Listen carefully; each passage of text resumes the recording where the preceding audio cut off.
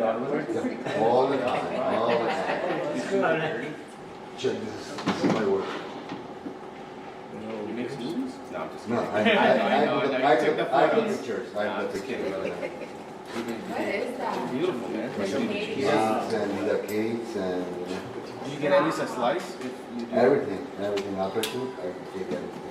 That's awesome, man. Sometimes I take all the things with me, but the egg brand, the Rewari brand, Yeah. that's from Multan. Wait, that's real food? Oh, yeah, I'm from Multan, man. So that's the Rewari. Yeah? So Yeah, my parents. I go from Karachi to Multan to shoot them. Get out. And yeah, I stay there for approximately 1 week. Did you get some good halwa over there? Everything. That's the Rewari, the one of the famous halwa of Multan. Sound halwa. Yeah. So that was this one, these are the Rewari ones, and then you Man, heard you're about good, dude, mashallah. You heard about the Hafiz Rabri house? Hafiz Rabri? That's also one This is of the my. famous sweet shop. Rabri? Yeah, Rabri, yeah. Rabri's also fire, bro. my Happy one time today. This one, you see this one? This one, Kashmiri chai? it's a Kashmiri chai but made with ruah. So I shoot the whole Kashmiri. Oh, I'm sorry. No, I just want my. Let me get it. Yes. This one? Yes. My man, mind if I have one? Great.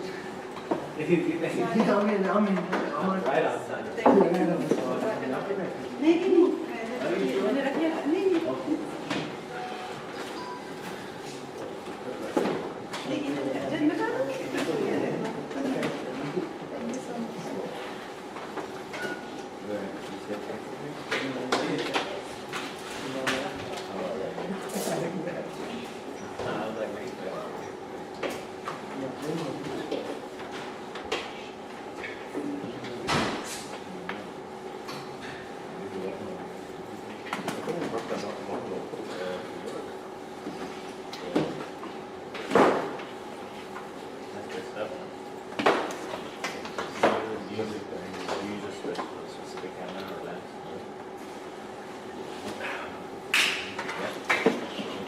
on time. I have one my friend about my soul.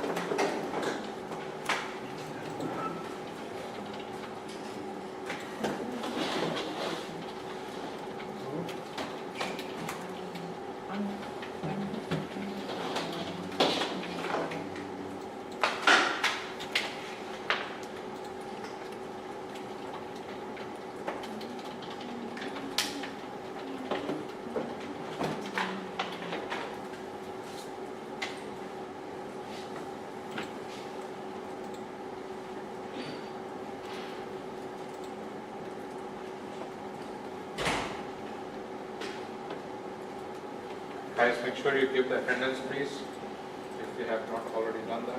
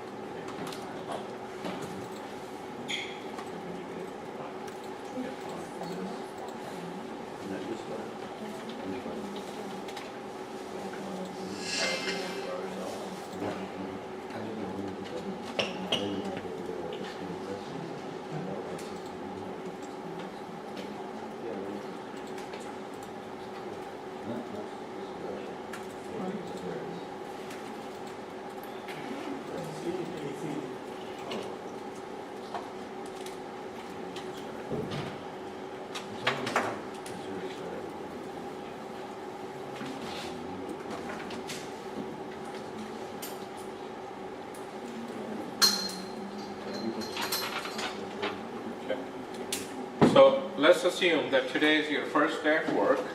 They have just given you the laptop. They have given you a database name, and then they have given you a database server name and all these details. So the very first thing, since we have already talked about this, so you receive the laptop, you receive the credentials, then you log into the database or log into laptop. Yeah. You download the Oracle client, download 19C client, you unzipped it, you use the setup.exe, and then you install the Oracle client. Once you install the Oracle client, you start the CMD, and then you type in netca to create the network configuration naming, and you create a survey, a TNS entry called Batch-55. Okay, so for the Batch-55, the connection is string. If I have to look into this, it has the host name. So you basically create the TNS names.ora file, TNS names.ora file. So with this one, it has the host name, a connection string called Batch-55, or let's just keep it simple. We call it HR database. This is your first day at work. First day. And here you have a database entry which has the host name.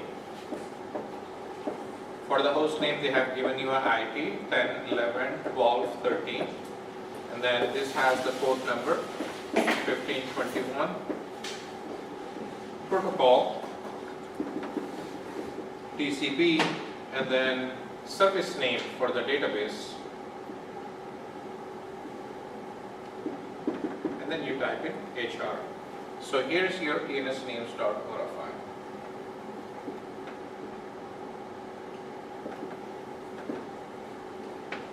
Okay.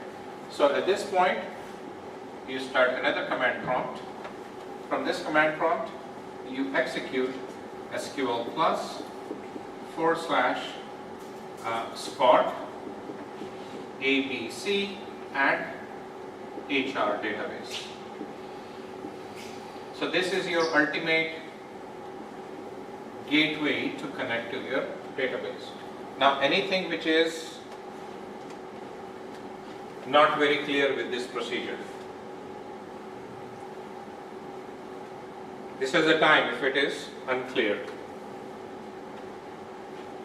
Again, day one at your work, they have given you the laptop, they gave you the credential, you log into the laptop, you immediately realize there is no client because in the email they said nothing is installed. You went to the oracle.com, download 19C, it is zipped file, gets downloaded, you unzipped it, there is a setup.exe that popped up, you install. Once the installation is done, then you open up the command prompt. Now there is a program, because the installation is completed, there is a program called Network Configuration Assistant. With the help of that, your goal is to create a new entry. That a new entry is creating a new TNS. TNS has the connection string called HR. HR has 4 properties: the host name, the port number, protocol, and service name, which is the database name. And then you open up another command prompt, and then from this command prompt, you are at the SQL. So now it is taken you to the SQL prompt. And if you type show user, it is giving you your username is Scott. So now you are connected. Yes? Is there any way possible you can show us how to do this? We have already done this many times so far. Yeah? So if you go back to our, where we install the Oracle client, and then from there you can look into this. It's a very simple process. You just go to oracle.com, download the Oracle 19C client.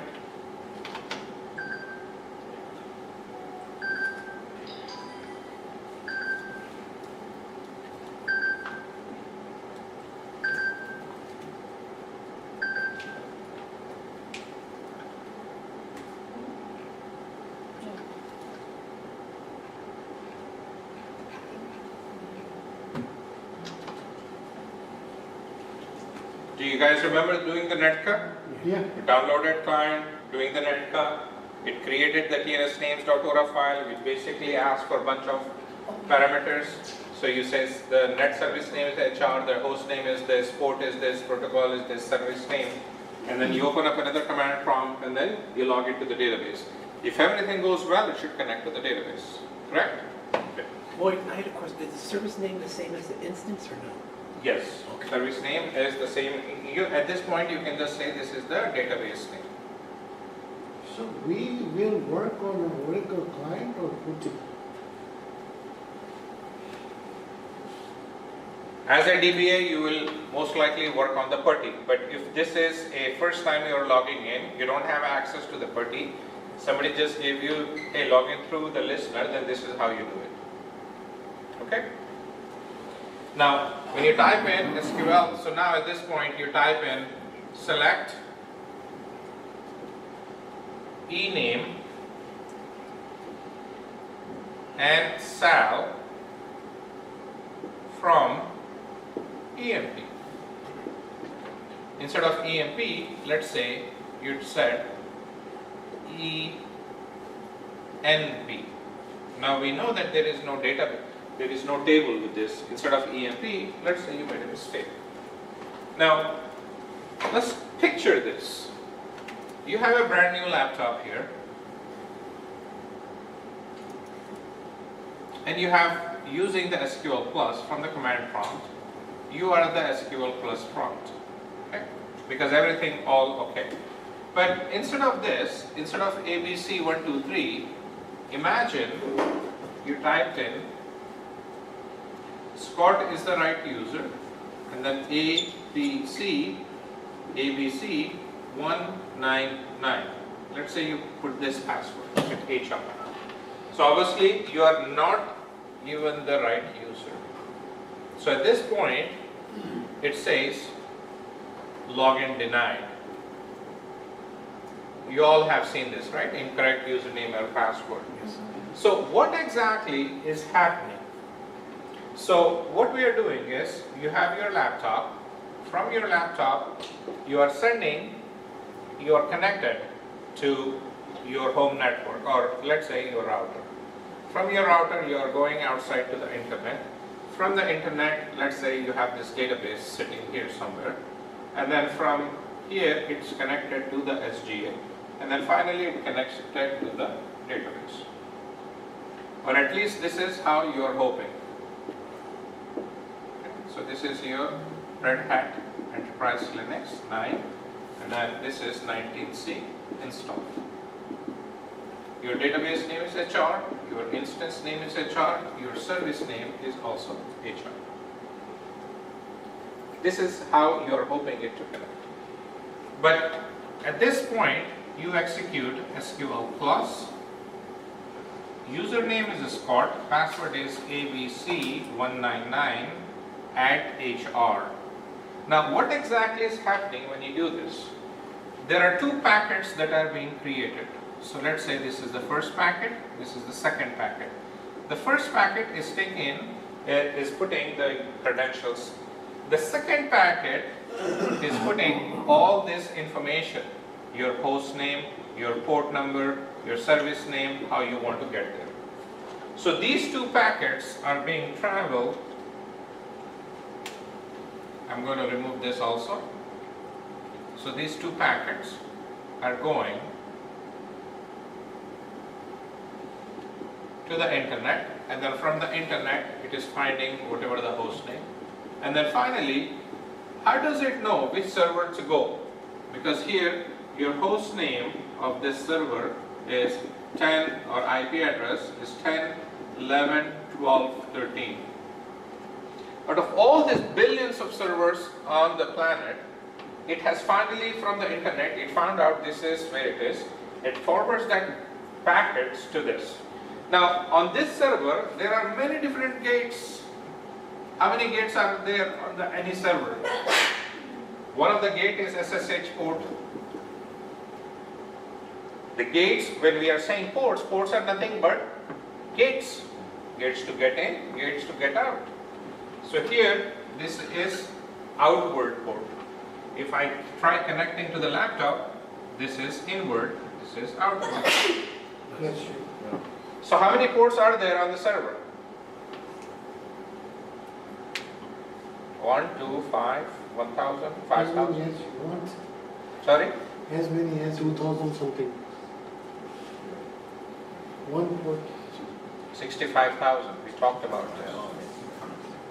So 65,000 ports. Out of this, we are only working on port 22 or the SSH port and 1521. So since we have actually given 1521 here, it knows which server to go to and then which port to go to. Once these two packets are at the server level, it says, hey, you came to the right door, but let's say, imagine this is a gated community, it has hundreds of homes. So when you go to gated community, the gatekeeper asks you, hey, hold on, which homeowner that you want to go to. So if I have 5 different databases, my listener stops the connection and says, it is reading the packet, and then from the packet, it knows that it wants to connect to the HR. So it is forwarding your port. So first thing it is saying, wait a minute, you have came to the right location, but I don't know if your password is good enough or no. So what I'm going to do is, I'm going to forward this to HR database or instance. Instance is validating something inside. And then if your username or password is incorrect, it will give me the error right away and your connection is aborted. If the connection is good, if your password is good, then I'm going to forward your packets to this instance. An instance does whatever it is and it needs to communicate and get the data from here, it can do that. Whatever that is. So 2 things we understand here. Once we install the Oracle client and once we connect, the database connection is trying to go to the, your connections are divided into, or your connection, when you hit enter, it is divided into 2 packets. One packet is keeping the credentials. So one packet is keeping the information about the database host.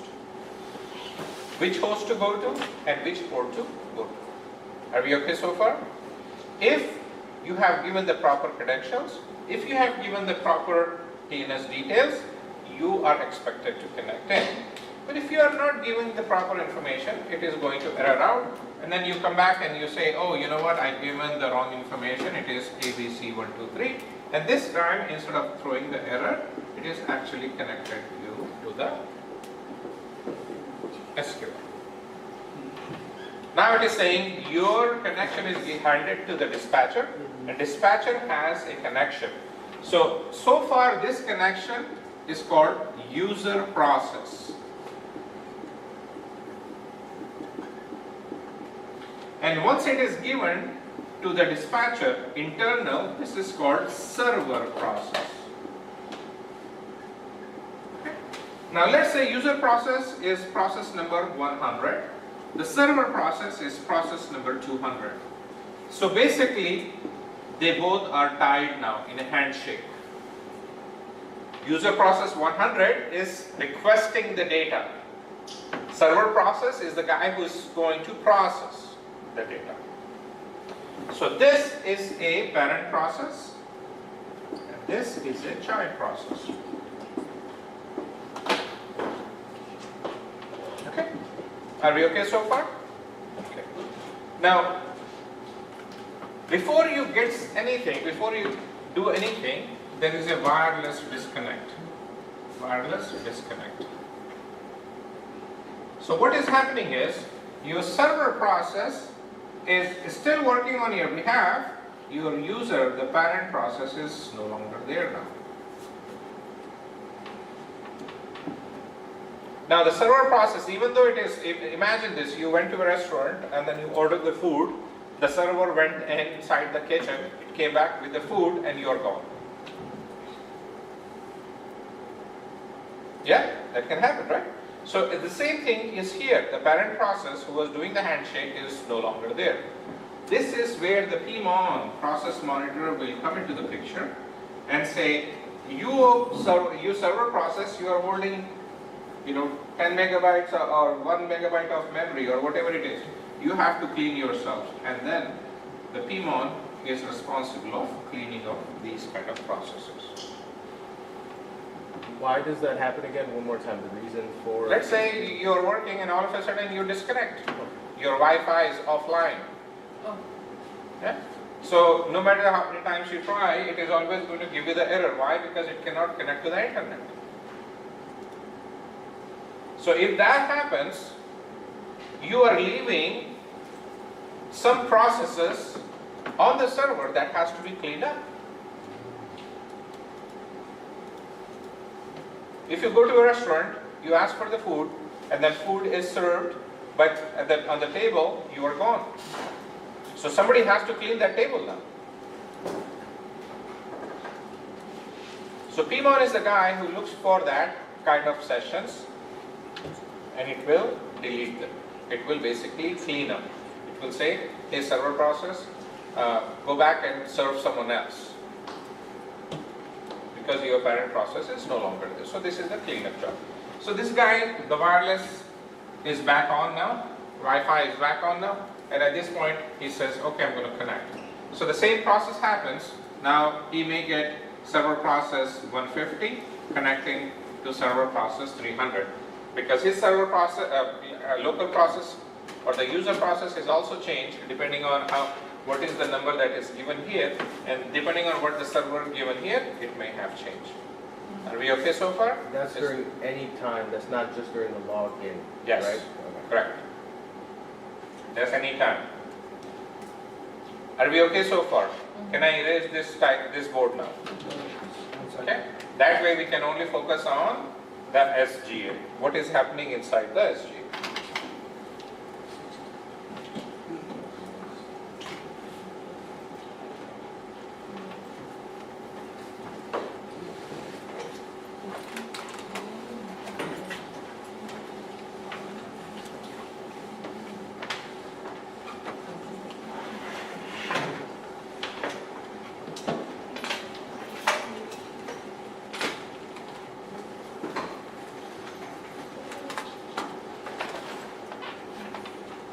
So let's see if we can write this down. I want you to do your own job.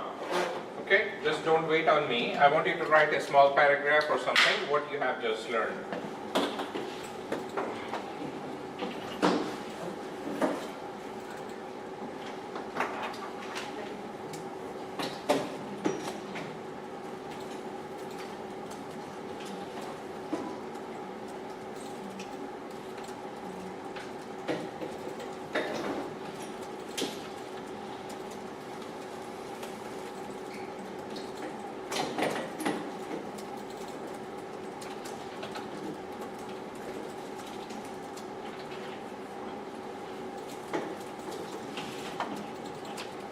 So what we have discussed so far, first day at work, then you are given a laptop,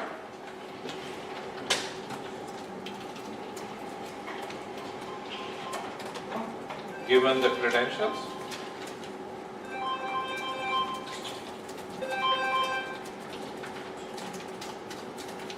log into laptop, check if the Oracle client is installed. It says no, the Oracle client is not installed. Then you go to oracle.com, download 19C client for Windows 64-bit, unzip the client,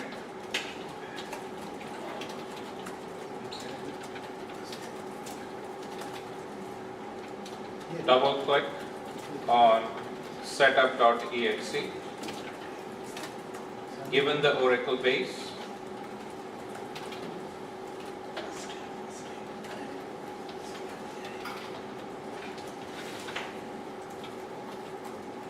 and then given the Oracle home,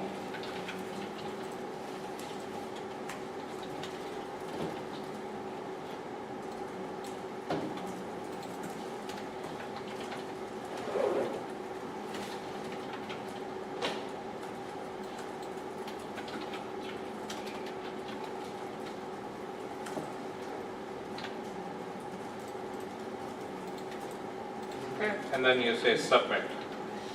This will install the Oracle software.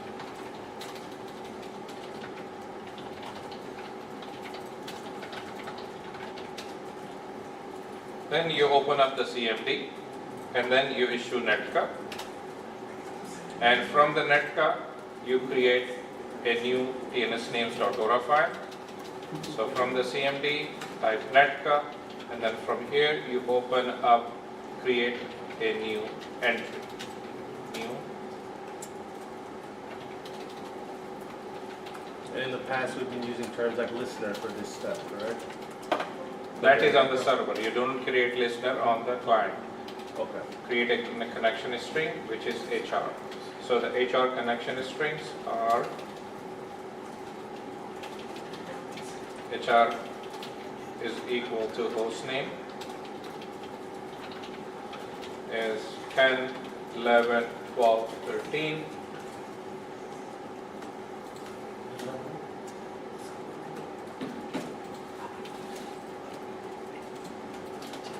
Port 1521, and then protocol is TCP, and then you say service underscore name is equal to HR. So now your connection string is created. So at this point, you open up another command prompt, and then you type SQL plus Splot ABC 1998 HR. So once you do that, a user session is given, and we name this user session as 100. Hits the connection, 2 packets were sent to server. 1 packet has the username, password. The second packet keeps the connection string data of HR. Server is reached. Port allowed the connection. And SGA checks the credentials.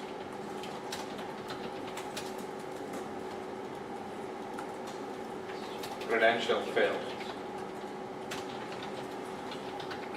or wrong password. User corrects the password.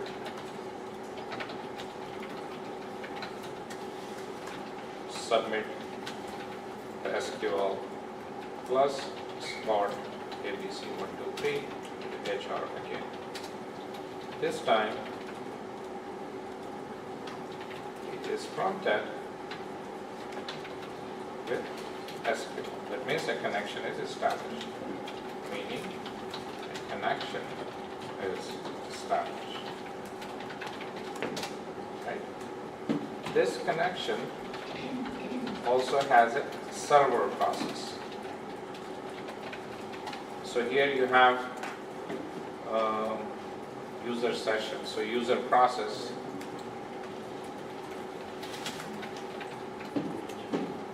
The server process, in the meantime, is given 200. So basically 100 is handshaking with 200. If while the user is connected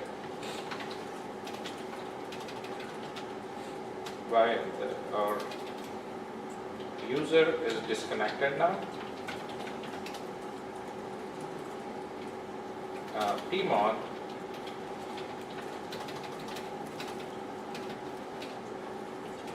this leaves an orphan process on the server. PMON is responsible of cleaning up the orphan processes. User reconnects. A new user process and a new server process is handshake. So this time the user process may be 143.1204, which is given to 395. Batch-55 or something. So now I have a user process and a server process which is working together. Are we okay so far? Is there a limit to the number of processes? What do you mean? Like there was like the 1204 to 3954. Remember how many ports are there? All this. Yeah? So the same internal service port numbers are also up to 65,000.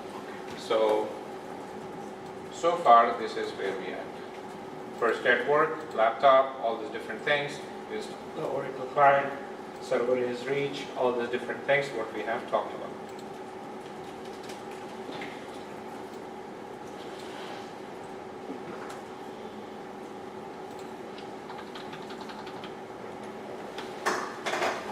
Okay, so this time what we have to do is we have to look into the SGA. So user is connected to the SGA. So here, Mr. Scott is using SQL plus Scott ABC 123 8 HR, and this is, can I say he is my client if I'm on the database side. So from the listener is connected to the SGA.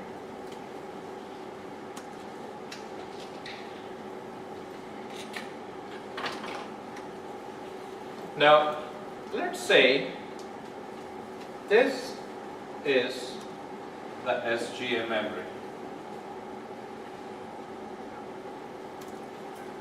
Okay, so far we have been using CloudForm for the memory. So I'm going to do that as well. Okay, so we are going to call this SGA, and SGA is governed with SGA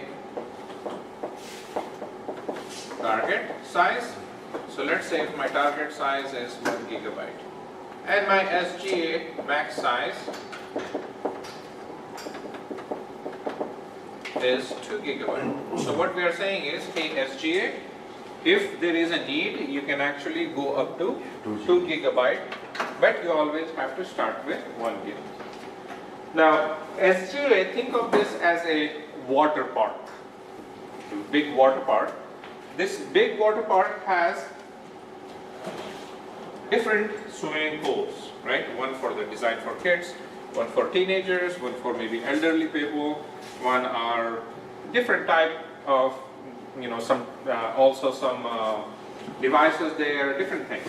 So the very first thing that you encounter, so your server process is the guy who is waiting here, which is, so the outside connection is 100, and then inside connection is server process is 200. So the very first thing it is going to encounter is a pool that is called shared pool.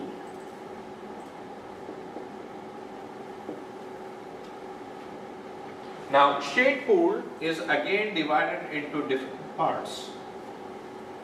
The first part is called dictionary cache. Then there is another part which is called library cache.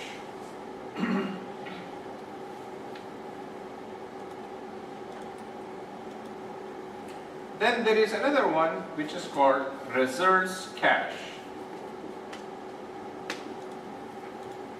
And there may be few others, we don't know. I mean, they are internal to Oracle, some XYZ. So we have different pools in here.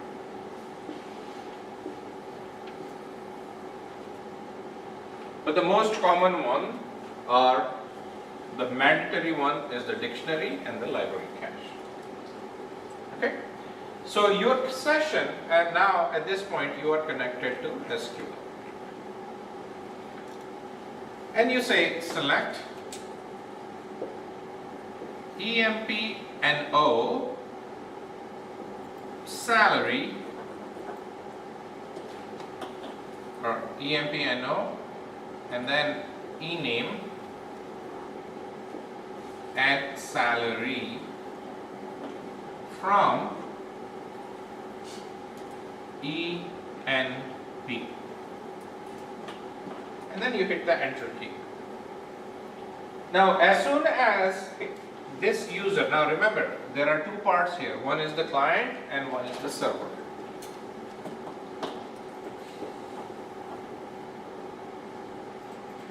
So instead of select, SELECTT,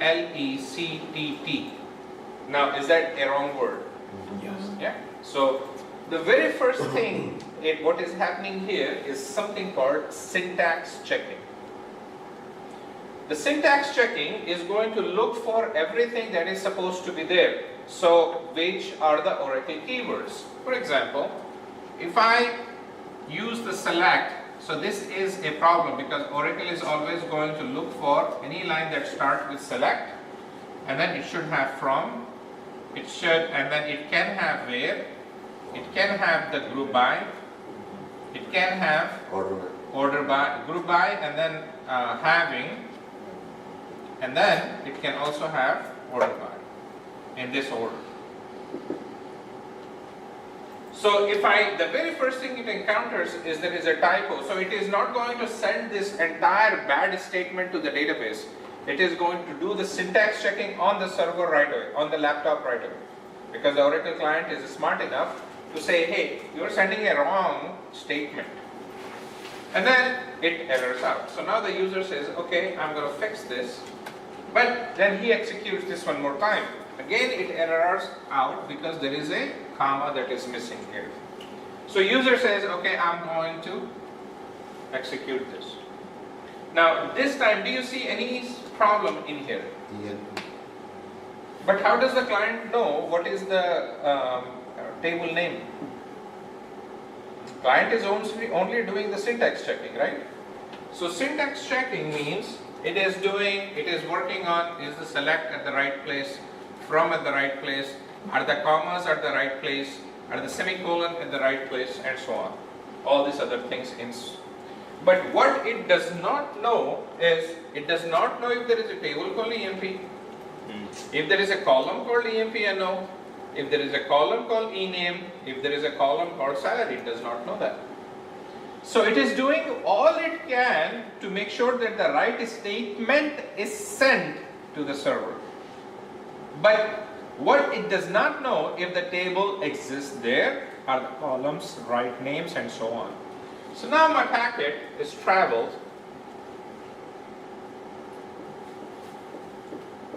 Right? And then the very first thing it hits is the dictionary cache.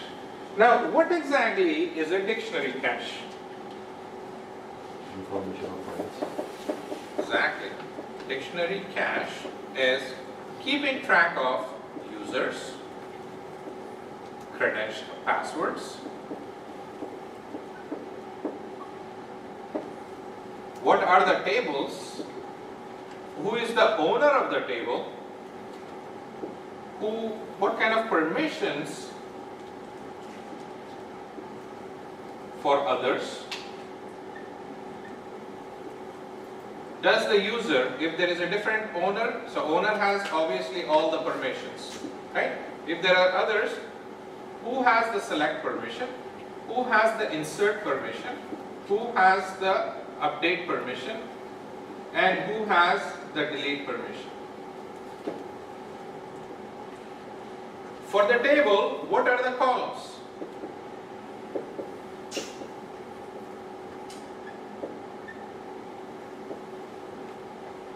What data type columns has?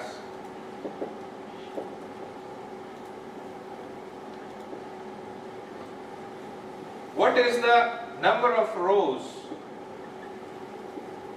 Average size of row? All these estimates is getting.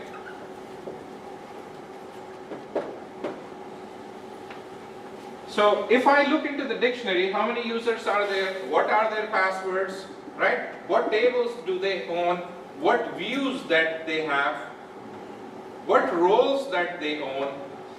What are the different type of synonyms that has? Once I have the synonym, who is the owner, who has the rights, all these different subtrees also form. This dictionary cache is the dictionary cache of entire database.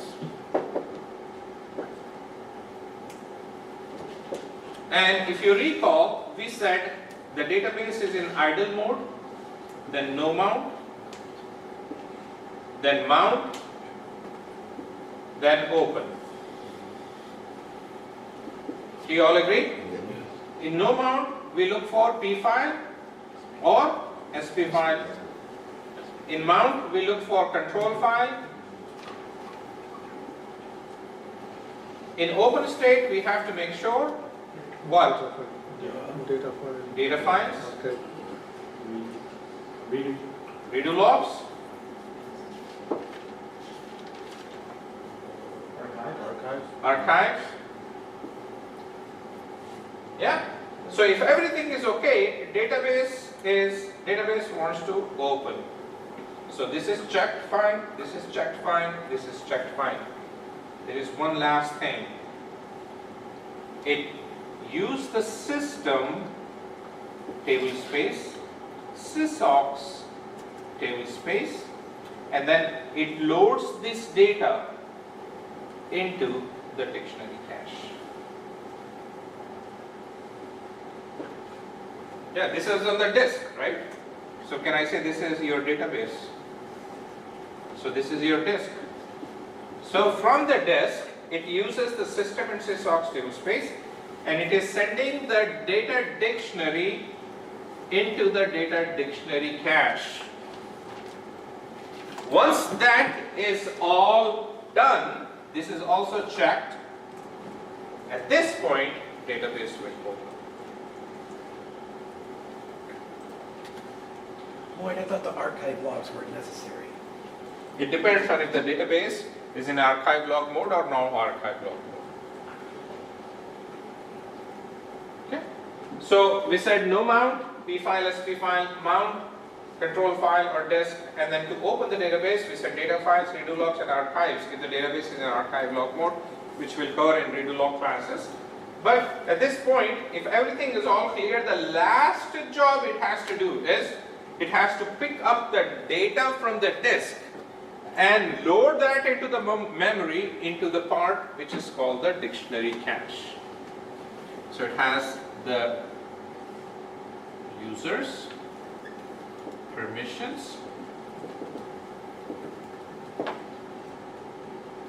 column information,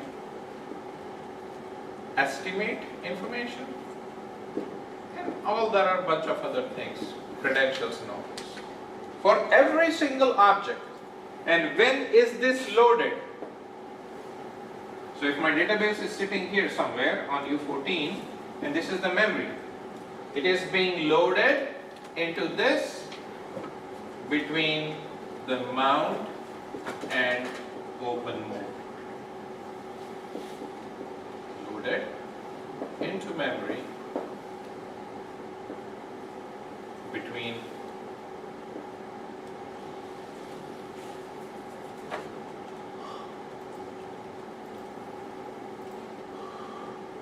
mount and open.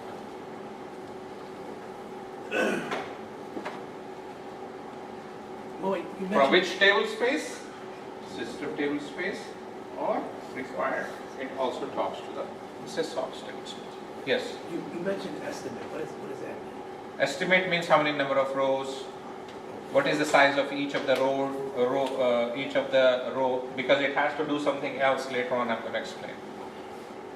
So it has the rough statistics, stat of each of this. So when I say estimate, it is basically coming from stats.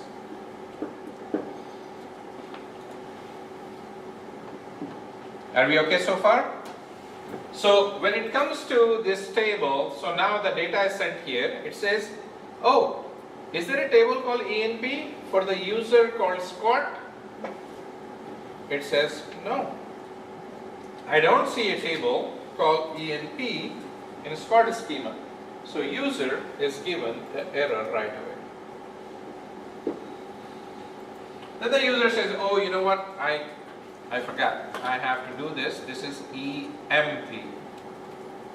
Now you come back again, the session, you execute this again, and it comes back and it says, is there a user called Scott? Yes. Is the password correct? So, we are already connected, right? So at this time it says, is there a table called EMP? Yes. Check if there is a column called EMP and no. Yes. Is there a column called eName?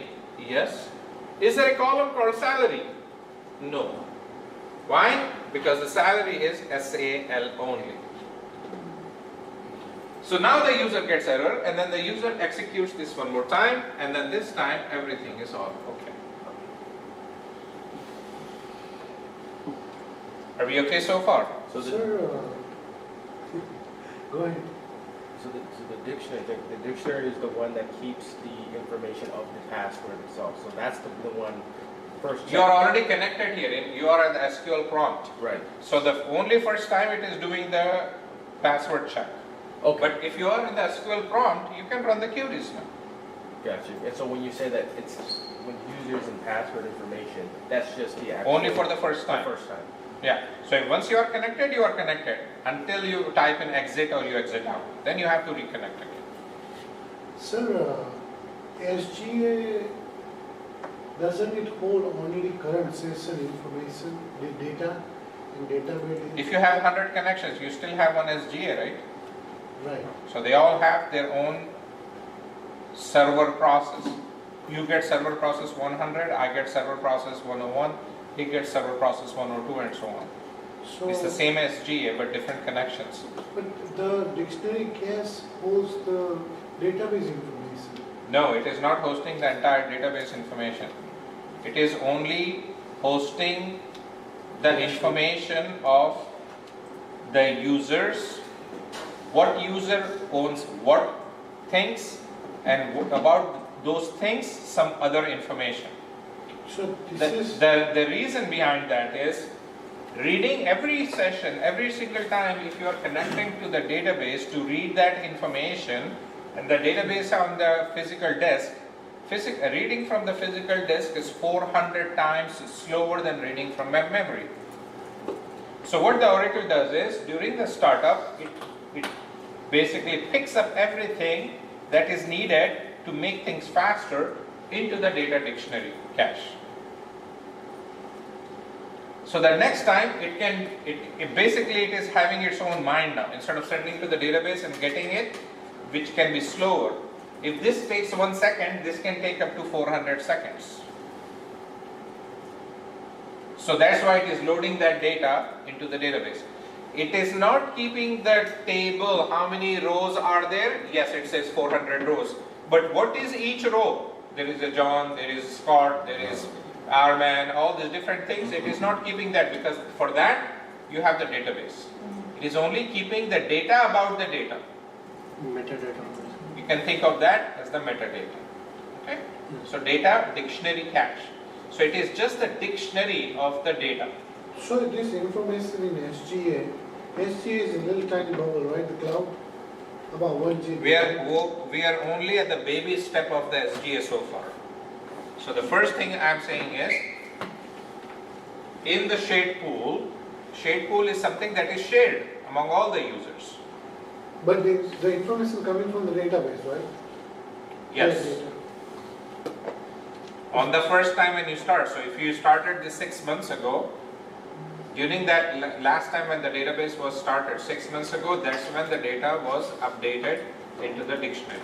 Now after, what happens after 6 months? Maybe 3 days ago you created a new object, created a new table called ENP. So for the new objects, it also, the Oracle says, instead of flushing the entire shade pool, what we'll do is we will only take the new object information and brief that up. So if you drop anything, it will be removed. If you add anything, it will also be added. The information about that object, not if the table size is 1 million rows, it is not giving all million rows in here. It is just giving that information. So if you go to Amazon.com, if you want to buy a book, can you read the entire book before you buy? But what can you read? Who is the author? How many pages are there? Maybe some sample. how many pictures are maybe, right? What is the price of it? So it is giving the information about something that has the data. Once you purchase it, you can read it. Yeah? If you buy any product, you are not getting the product, but you are getting the information about the product on Amazon. That is what the data dictionary pool is keeping. Thank you, sir. Now, if everything is all okay, your session goes here and it checks everything is all okay, the next stop is the library cache. Library cache is nothing but, think of that as a spreadsheet. What do I mean by a spreadsheet? So think of that as rows and columns.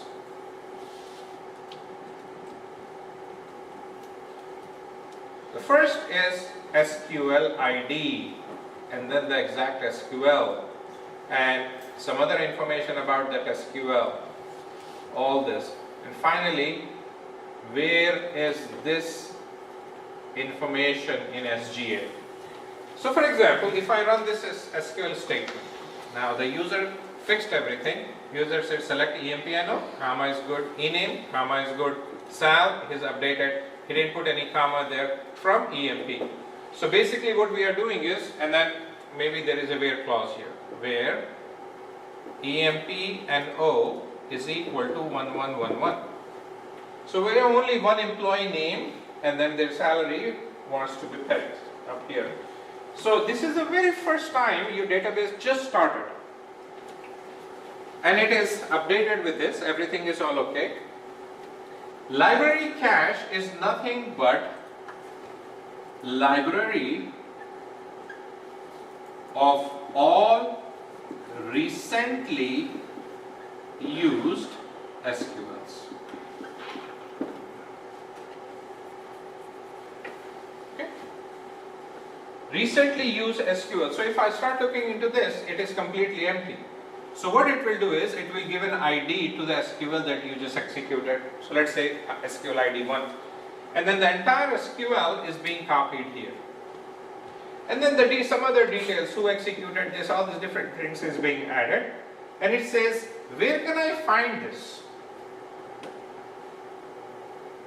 It says, where can I find this? So it has a pointer, but it does not know where is this located at. Yeah? So it is saying, okay, this is the very first time, but I don't know where this is at. So what I will do is, if I don't know where it is at, I'm going to forward this to the next layer. Now, it says, hey, results cache, do you have anything in here? Results cache is also SQL. It is library of all recently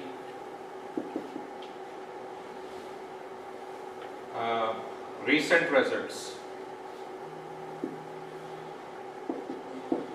Now this is the recent SQLs, the entire SQL. If the SQL is three pages long, it has the entire SQL.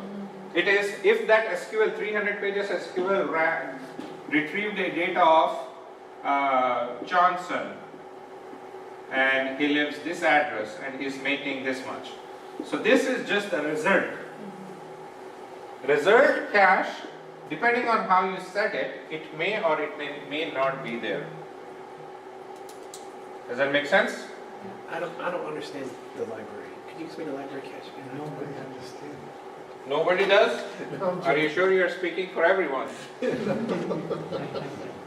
So if I execute this, do you think it will give me the EMP1111, E name is King, and salary is 5,000? Yes? What is this called? This is SQL. Can I say this is a query? Yeah? So this query is given a number. This is SQL number 1, and this is the entire SQL. Whereas when I executed this, what is this called? Can I say this is the result of that query? Yes. This result goes in here. Yeah? So depending, and this is optional, result cache is not a mandatory one. Sometimes you just have this and no results cache. But if you have the results cache, what we are doing is, hey, is everything okay? Yes, okay. Can I see if the library cache has the same SQL executed?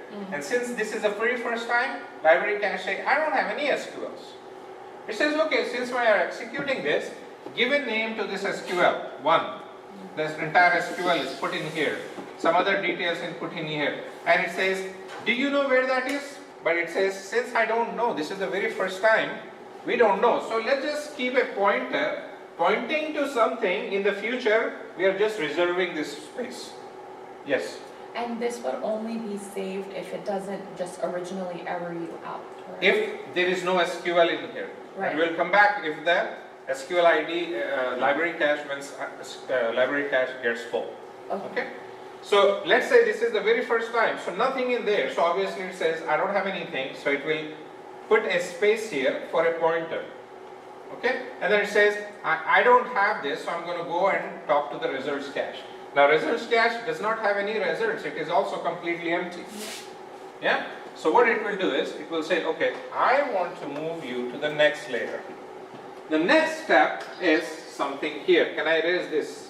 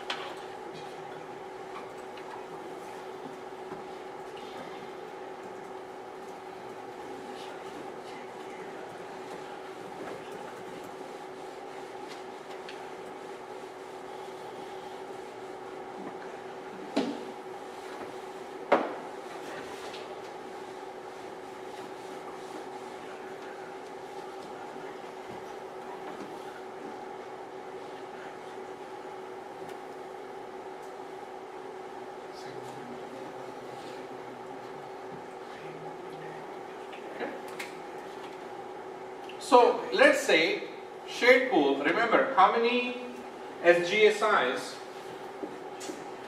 SGA target is 1024 megabyte. So out of that, let's say shade pool was taking 124 megabyte. Okay. Inside the shade pool, you have the data dictionary cache.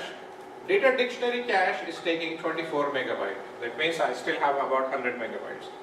Then the library cache is probably taking the most of it, 90 megabyte. And results cache may take another 10 megabyte. Okay. What that means now is I still have about 900 left. 900 M left, right? 1024 shade pool is taking this. So the remaining now is 900 left. Are we okay so far? Now, the background processes that manages this is AMM, Automatic Memory Management. Okay, so the background process which is taking care of this, and then there are some other background processes it works with. One is called Memory Manager, one is called Memory Monitor. So it works with both of these guys to get some details, and if it needs some adjustment, it will automatically shrink or grow also. We'll look into that later. Now, the next step from here is the largest pool. If it is not the largest, then your database is probably not set up correct. So this should be the largest pool. And this pool is called buffer cache.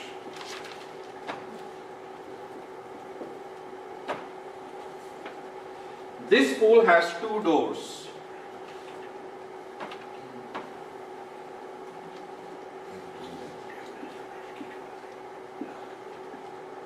This is where the data comes in. This is where the data gets flushed out. This is called LRU, door, least recently used.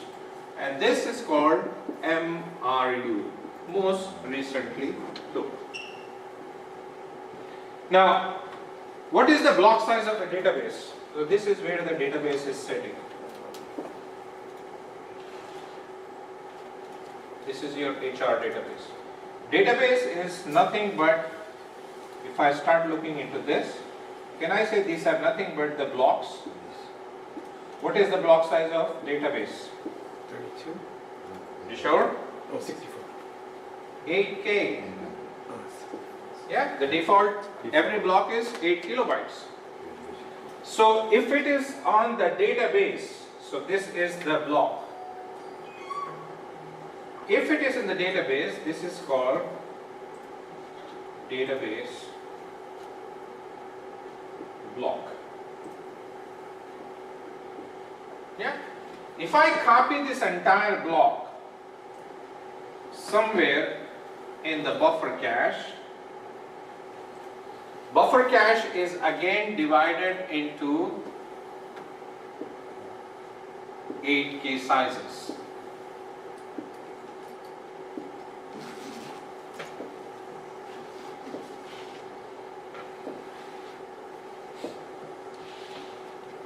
Each of this can contain about 8 kilobytes.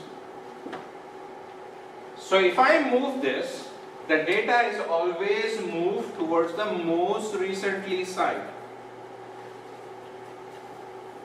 So now since I copy this is a copy of the block. If I copy this is called database buffer. So the same data, if it is on the disk, it is called block.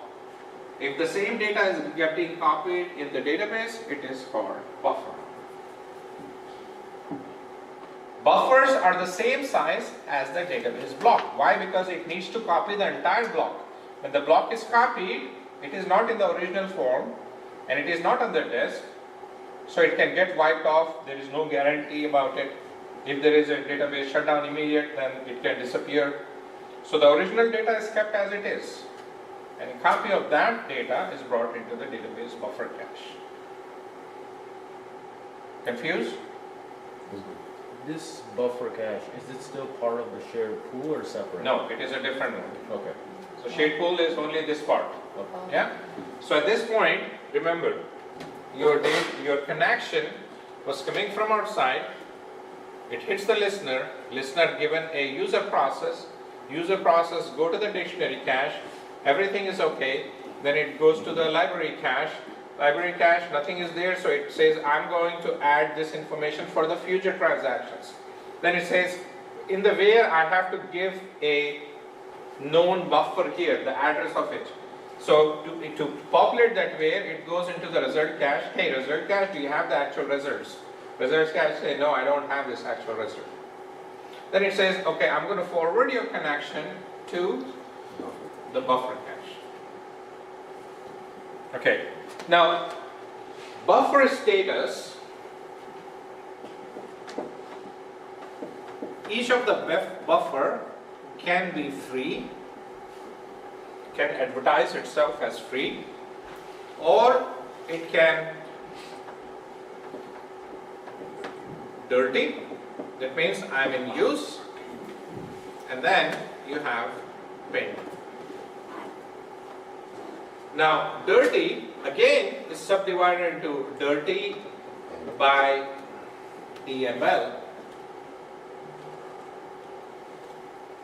which is delete, update, or insert, or dirty by select. Dirty by select. If the block is dirty because it has a copy of the block sitting there, then it is just a read. Yeah? But if you have done some changes to that buffer, that means it is a dirty by DML, any insert, update or delete. So at the first time, every block is advertising itself as I am free.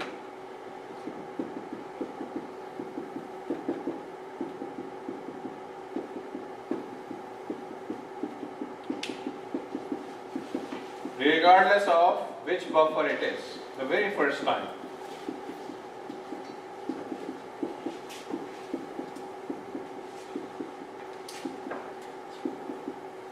But since we have one entry from the most recently used, do you think it is going to show as what?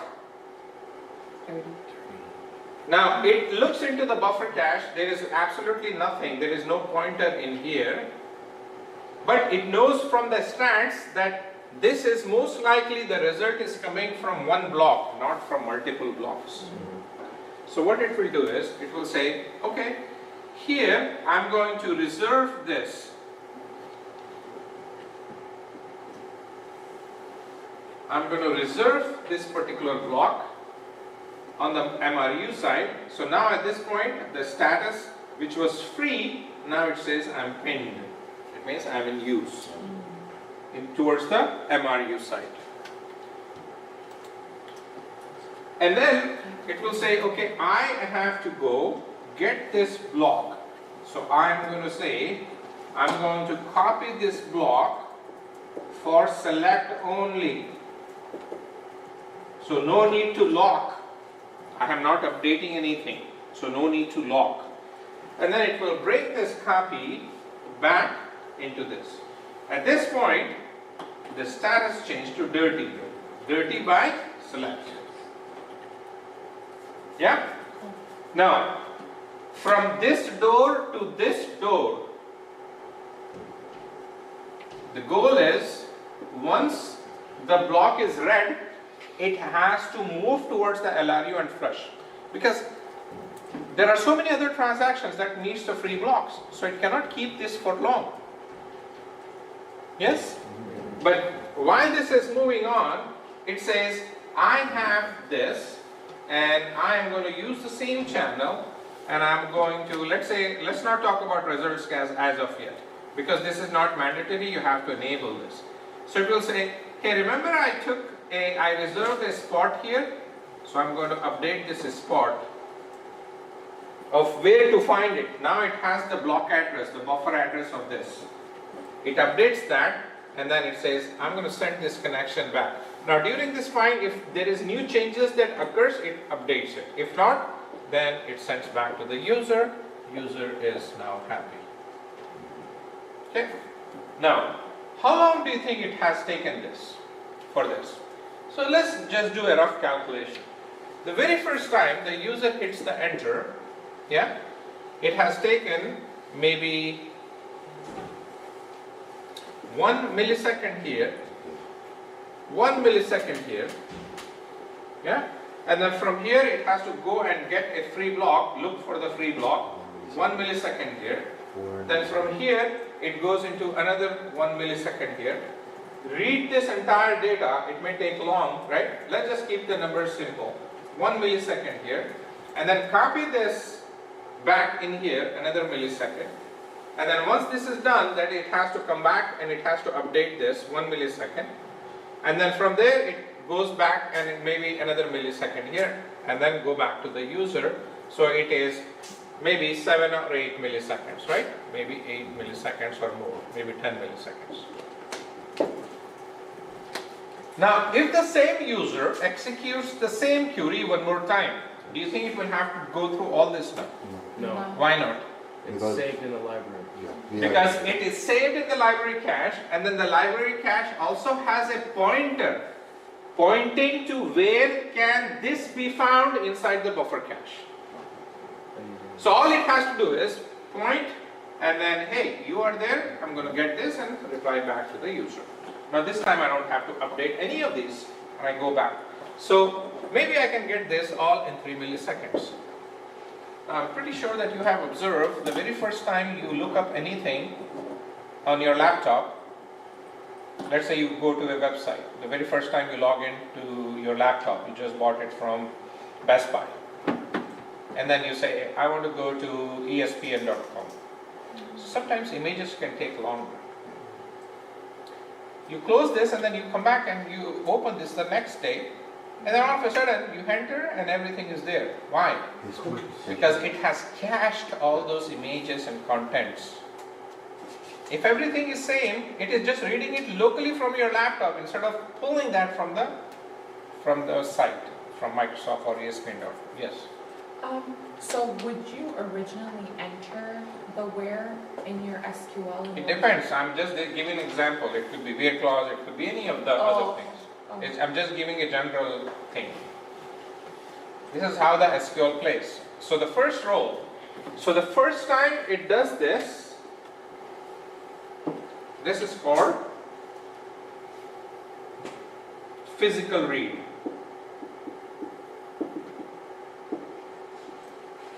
If it is being read directly from the memory, then it is a logical read. So which one is faster, logical read or physical read? Logical. Logical. So we try to, so if there is a table which is a very hot table, that means if this table data is constantly being cached, so it probably, or not just the entire table, if only this product, everyone is looking up this particular product or this employee, so this becomes a hot block. Why do I say hot block? Because what it does is, it is every 3 seconds, the life of a buffer is 3 seconds. Every 3 seconds, all the blocks that are dirty, they are trying to get their way into the least recently used to make up new space. So for example, if you run this query only one time in a day, do you think that block is going to be remaining there? Every 3 seconds it has to flush out. Anything that is no longer there, it has to flush out, because if your database is 60 terabytes in size, you're not going to keep the SG of 60 terabytes. Your SG is still maybe 100 gig for 60 terabyte database. So you cannot keep this for long. So Oracle has a default timeout of 3 seconds. For all the blocks that are dirty, it has to be gone. You have to free up that space for the next one. Yes? That doesn't seem like that much time. In a database world, it is plenty of time. Too much time. Yes, and I'm going to explain you that. Sure. So my question is, like, after 3 seconds, like if this washed out, the block is going away from the buffer. So it's going to be, the pointer will be washed out at that point? Pointer will be washed out, but there is some extra information that is being read here. If this happens next time, what is the quickest way to go get it? Okay. Now, library cache, there are ways you can flush out the library cache, and there are times you have to flush it, because I have seen there are bugs or something which, if you run select star from EMP, it is actually giving you select star from DEPT. Yeah, so something corruption, logical corruption, so you may have to flush out this.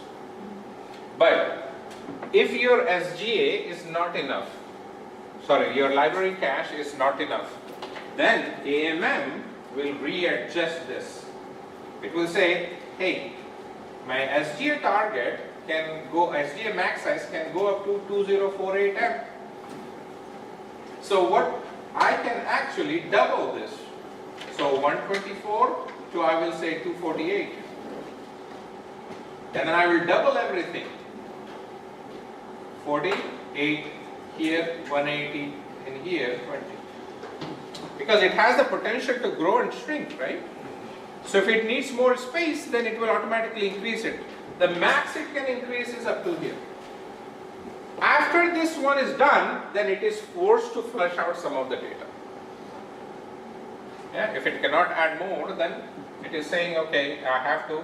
So in a way, the library cache also has the least recently used and most recently used.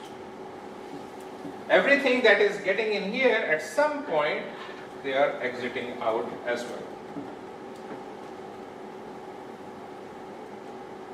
Yeah. So you have the other way, it is called soft lookup, and this is called hard lookup.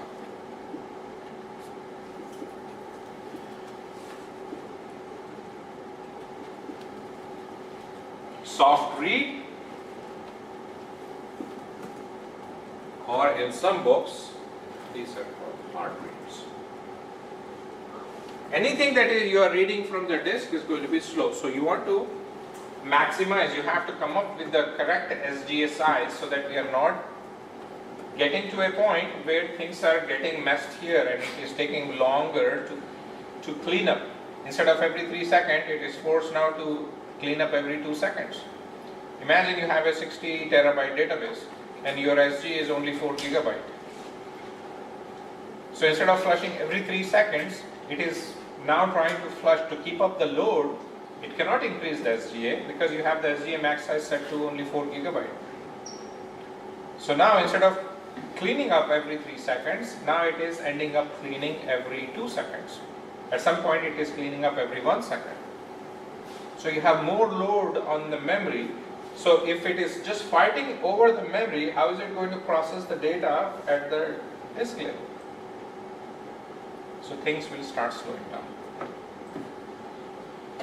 Any questions on this?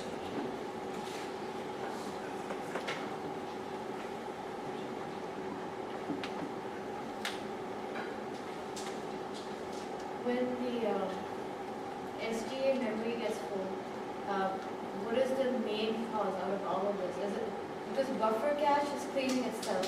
You have LRU and MRU. Even library cache has that. So how is the memory getting full?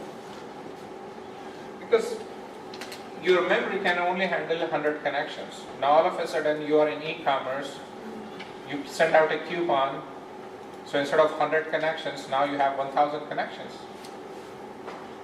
But you have not scaled the memory, you just say, I want to have more sale, you are bringing in more traffic.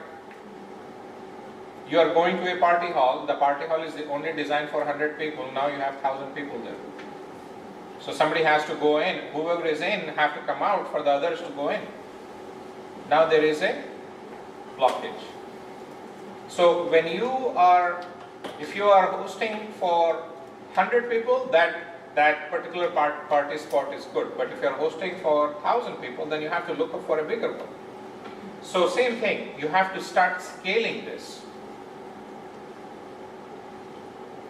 If you are saying, hey, you know what, maybe I can start with one gigabyte, but my SGA, 1 gigabyte, but my SGA max size, I want to grow this to 32 gigabyte. It has a lot of room to play around. So when the traffic goes, AMM, MM, M1, they all work together, and then they will resize this. And we can get this from $SGA info. $SGA info, which will tell you how each of the memory component is divided. And during the heavy times, the numbers may increase because if you have the SGA max size to a bigger number, they will automatically grow and shrink.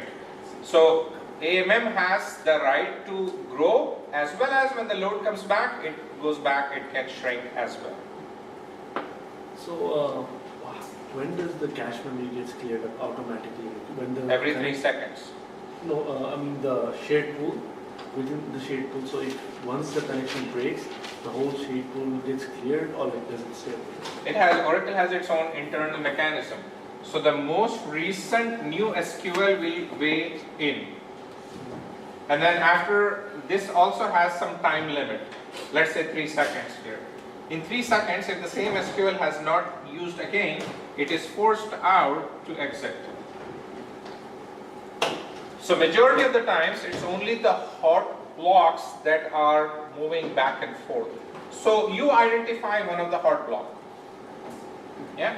So this block is moving here in 1 second, then the second it is here, and then right before it flush out, it is forced to come back here to the MRU side because someone else called the same thing. So everything happens So- by itself, right? Yes. So the second transaction, it was about to get flushed out, it's pulled it towards the MRU. Now, next second, it was somewhere here. Then, next second, it was here. And it was about to flush out, someone else calls this, and then it moves back to the MRU side. And this just keep happening. So the buffer is there, which was supposed to get out of the system in less than 3 seconds, or about in 3 seconds. Now it is continuously, there is a CPU cycle that is going on. Entire day, 2 days, 7 days, 100 days. It is continuously happening. So, does that make sense for you to have one dedicated CPU cycle for only one block like this? What if there are hundreds of those hot blocks? So Oracle identifies this as a hot block. So it is about to go out, right? It moved here, and then finally it's come back in here. So after a few times this happens, Oracle marks this as a hot block.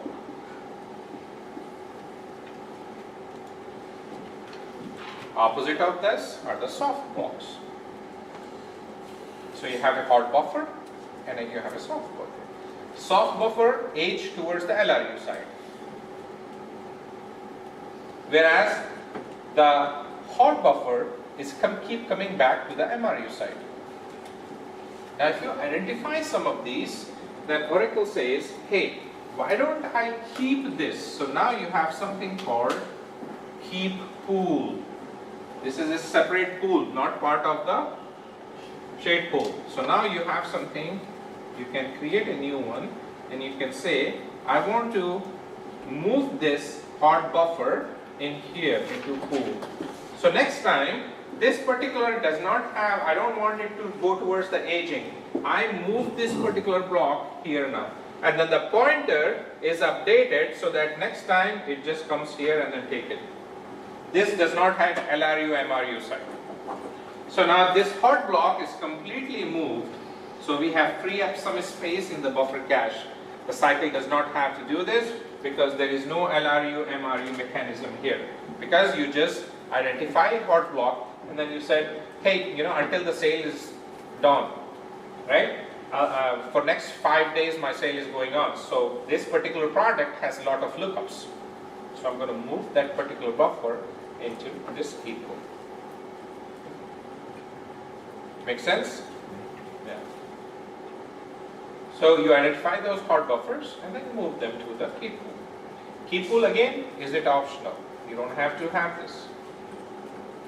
And it is not part of the shade pool, it is a separate pool by itself. And you can give whatever the size you can to initiate this. The whole entire process we have nothing to do with. You have to do something here. You identify the hot buffer, and you, as a DBA, manually identify hot buffers, and then you say, I'm going to enable the key pool, so a new pool is given. So AMM may have to work now. AMM may shrink some of the other pools, and then put a new pool in here if it is running out of memory. May you show us? Sorry? Would you be able to show us some computer? Technical part, we can do that later. Once you understand this, everything is on Google, everything is on AI. The main thing is, I'm not looking forward for you to memorize the commands. I want you to understand the basics of it, and then after that, you are a champion. You can look up all this information online. There are commands everywhere. Do I remember that command? No, I don't. Yes? So how a DBA keep it like an eye, this is a hot, like a block, one person is using best demand. This is where you are getting this from. There are some dictionaries. If you Google search for how do I identify the hot buffers, I'm pretty sure you can look into this. The dictionary that is called $BH, $BH, buffer header. Okay, so the buffer cache, when you are looking into this, $BH, in each of the buffer header, it identifies how many times it has moved, how many times it has cycled. So the query will tell you, if I have 100 buffers, out of these, only 5 buffers are has the high count, right? So that's how you identify this. So Khalid has a question. So my business avatar, I want to know if we need it because of the user load or something, so we got to extend the SGMX memory, so that will reflect somewhere. SGA max size is not a dynamic parameter, it is a static parameter. Okay. That means your database has to go down when you increase it. When the database goes down, all the memory is wiped off. There is no SGA, there is no PMON process. Yeah? But if you have automatic memory management, with starting from 10G, all the database has the AMM on by default. Okay. So as long as you have the buffer, you have the gap between what is the minimum memory I should start with and what is the maximum memory I should start with. If you have that gap, right, and then leave everything to AMM, it is pretty solid going up and down. Very rarely you can go back and say, hey, you know what, AMM is not managing it enough. So I may have to dedicate it, the minimum shade pool I want to give at least half gigabyte. So it will at least start with half gigabyte here. Same thing with the key pool. It can automatically grow, but you can give the minimum size. You can say the key pool should at least have 100 megabytes there. It will keep that. So next time, instead of starting it manually, it will say, oh, the user has said minimum of 100 megabytes. So I have to start with minimum. At any given time, I have to keep at least 100 megabyte for my key pool. And then if you need to grow or shrink, then it can grow, but it has to shrink. If it is shrinking, it cannot shrink more than 100 megabyte. And does it act just like the buffer cache, where it's like the most recently ones come in for the key pool, and then, like, say if it's full, right? And If the key pool is full, yeah, then you have to manually do you it. have to manually flush it. Yeah. Moin, if you have, say you have a database and you have a bunch of hot blocks that keep getting used, if you don't make a key I'm pool. sorry, these are not hot blocks because they are not on the disk, right? These are the hot buffers. Oh, If they are on the disk, then those are blocks.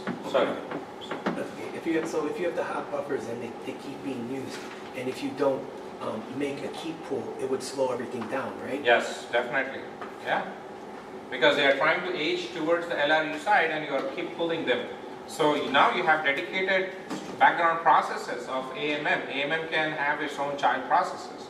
So it will create more child processes and you are asking AMM to work more. And then your memory manager has to work more, memory monitor has to work more, okay? So basically your database is slowing down because it has to, instead of doing 10% and more efficient, now they are at 70% and it's still not efficient.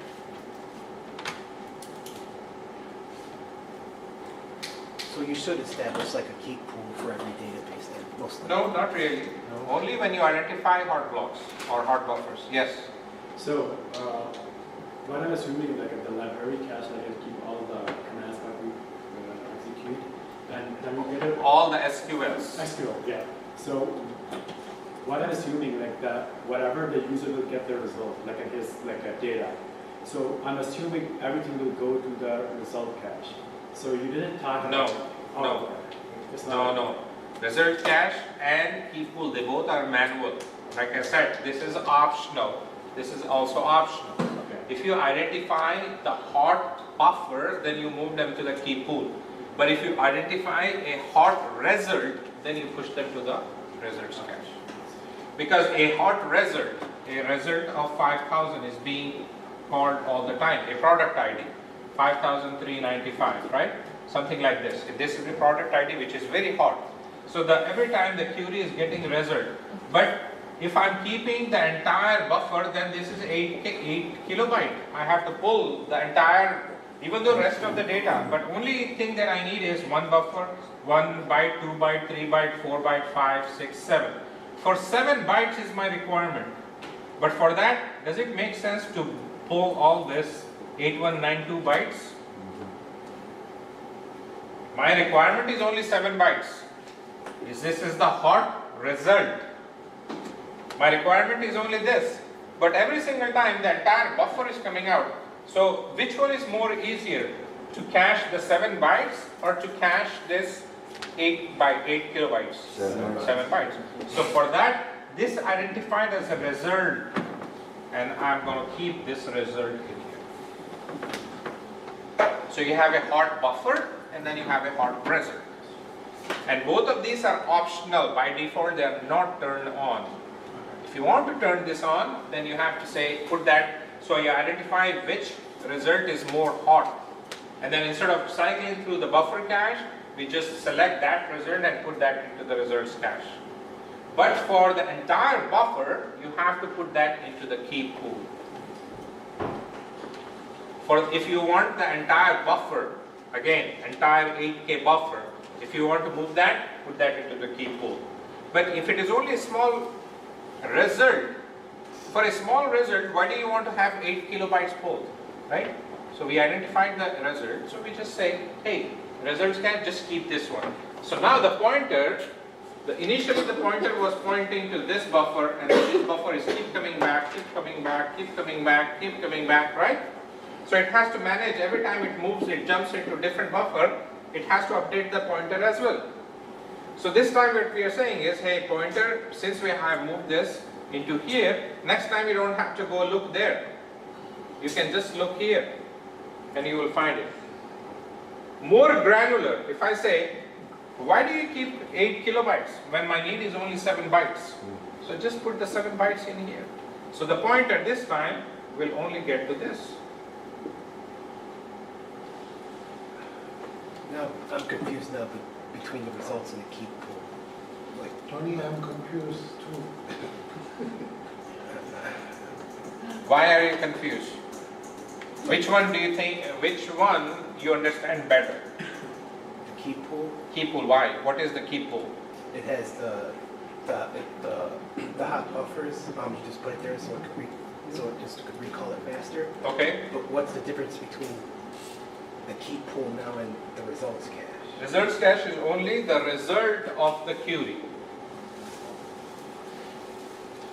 Result of the query says 1 byte, 2 byte, 3 byte, 4 byte, 5, 6, 7, 8, 9, 10, 11, 12, 13, 14. So 14 bytes. Is it cheaper for me to move into the memory, or is it cheaper for me to move 8192 bytes?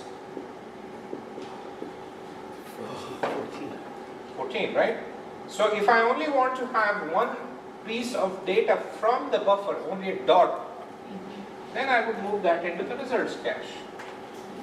But if I know the entire block, it has so many rows, it has so much data that I'm always going to pull, then it's better for me to put that into the key pool. In either case, your pointer is pointing to either the buffer cache, one option. The second, this is the most costliest one. The second option is put that into the key pool. But out of 7 bytes that I really need, I'm actually keeping 8192 bytes in here.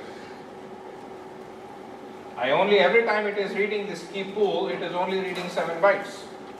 But it has copied all this 8 kilobytes in here. So if I know that only this is what I'm looking for, maybe I will just put that into the results cache. 7 bytes only.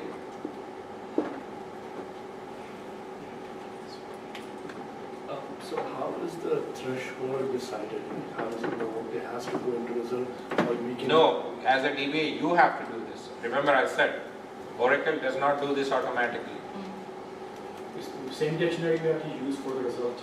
So as a DBA, you generate the ASH report, you generate AWR report, you generate a DDM report, you do some analysis, some forensic work, and then you say, okay, the same query is being executed 100 times. So if I have this query, SQL ID, when I generate a AWR report, it says in 1 hour snapshot, it has executed 50,000 times. In 1 hour, 60 minutes, it has executed, let's say, 60,000 times. So what that means is every minute it is doing 1,000, it is reading 1,000 times. So that is a concern to me. Yeah. So if it is doing that kind of a count, maybe I will start looking more granular and say, if in 1 hour if it is doing 60,000 times, that means my buffer is really busy. Every minute it is doing 60,000 times or 1,000 times. So if I know some of these kind of things, then I have to start tuning the database. And one of the tuning aspect is either keep into the key pool or into the results cache. Now, with those 60,000 executions, it also has on average execution time. Okay, so if I do this here, it is saying on average execution time is about whatever, yeah, very big number. But if I move that into the key pool, the same executions 50,000 times or 60,000 times, but lookup is really fast because it doesn't have to cycle this. So if you look into the Ash report or AWR report or just Google search for how do we identify, a lot of people have the queries up there. You can get the query and most likely it is going to use the $BH and then some of the historical workload queries from sysops tablespace, and you will finally able to figure out which one is the hot result or a hot buffer. Yes, sir. Once we say, for example, we enable a key pool. Yes. And there's just not enabling. You have to identify and push the results. So we push the one. Say, for example, there's one result that's happening because we run a report and we're like, oh, this one we see all the time. Yes. And we have to take that one ourselves and then push it to the key. There are commands for that. So once you identify that, you say SQL ID, I have to move this SQL ID in here, something. But there's no way to say, oh, if something is being run this many times, anything, no matter what. You can create some programs like that. Okay. But that is not really useful. There are times that databases are in short of memory. But for example, one of the databases that I was working on a long time ago, the server has, let's say, 100 gigabyte of RAM, right? And this one has 20 different databases. It was a dev environment. On one server, it had 20 different databases. Out of those 20 different databases, how that was scaled was each database will get 4 gigabyte. Okay, but in reality, 19 databases were probably not doing anything. There was one database which was taking 80% of the CPU. So what that means is my database are not scaled correct. If you have a smaller database which is very low transactions, then you want to scale that into a smaller SGA. Versus if there is a big database, so big database may take 64 gigabyte and it was working efficiently.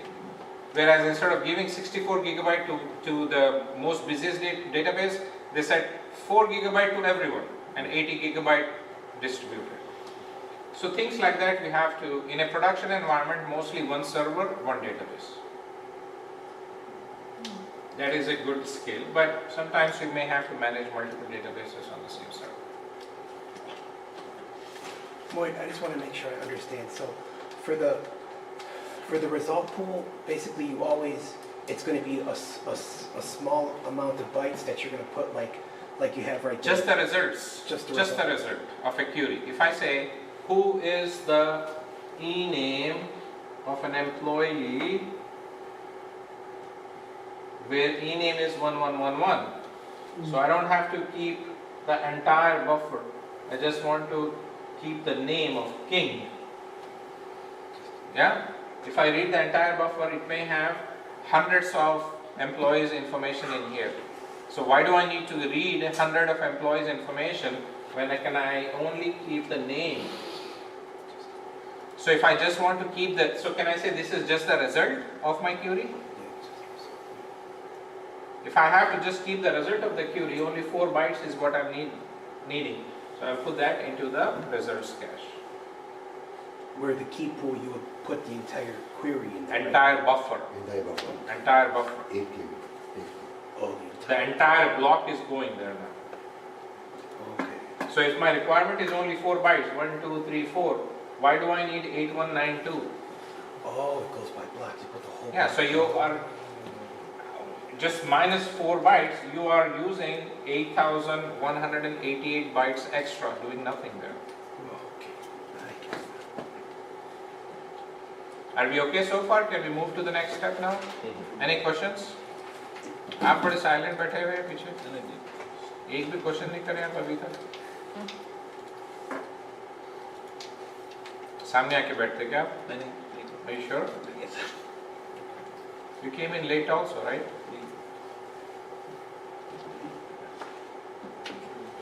Class का time बढ़ा देंगे आप बोले तो हाँ?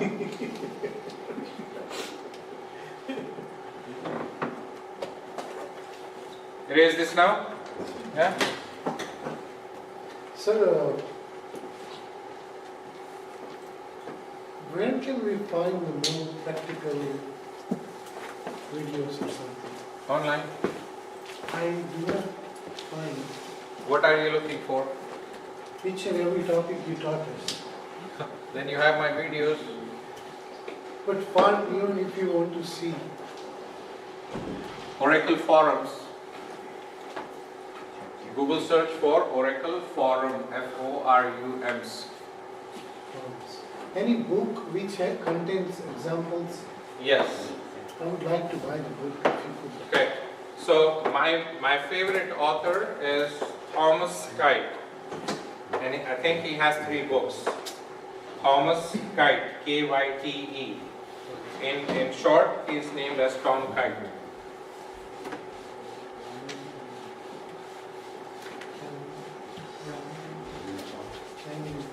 खरीदी पड़ेगा मुझे ऐसा लगता है. Buy 3 out of 3 books, sir. I have all 3 books. So Could you rent me? I have PDF also, so I'm going to give you that. Thomas Kite. In short, it is Tom Kite.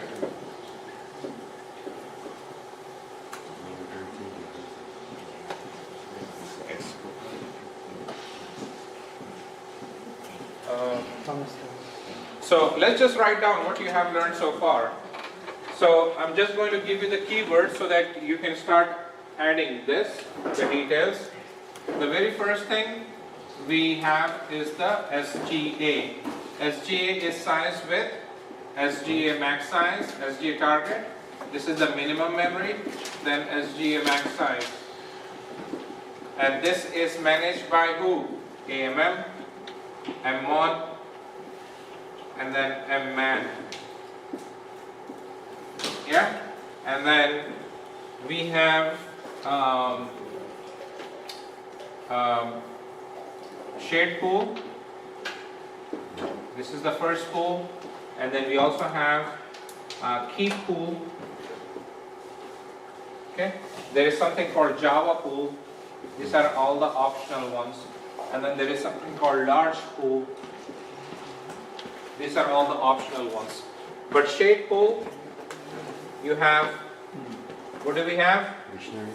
Data dictionary cache. Library. This is a mandatory one. And then you have the mandatory one, which is the library cache. And then there is the optional one,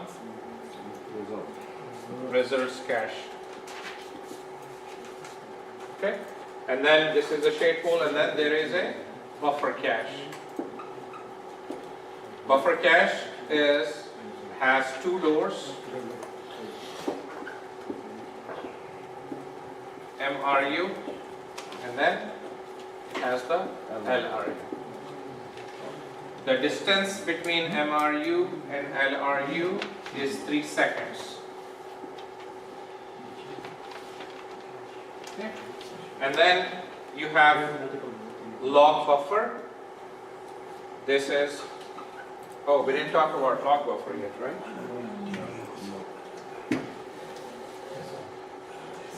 And what are the other keywords? We have the mount mode. So no mount, then mount, then open. Data dictionary is loaded in here. Data dictionary, loading time. Yeah. What are the contents inside that dictionary cache? In your own words, write it down.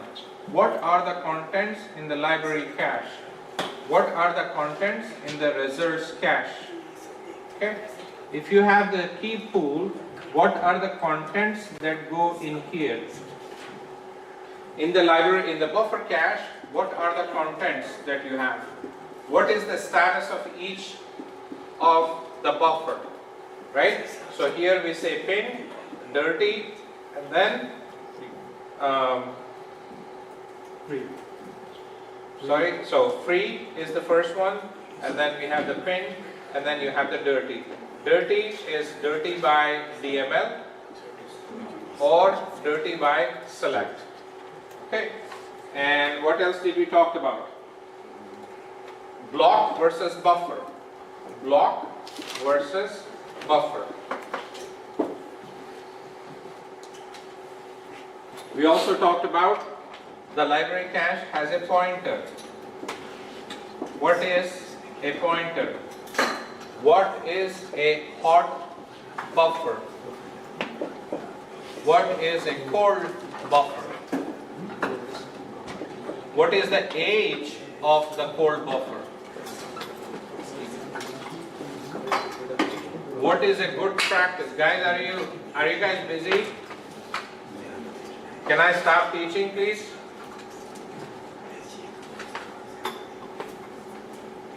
Hot buffer is what? What is the age of the hot buffer? What is the age of a cold buffer? What is a good practice for a hot buffer? What is a good practice for cold buffer? Someone is really busy back there. आप लोग आके teach कर लो ना यहाँ पर.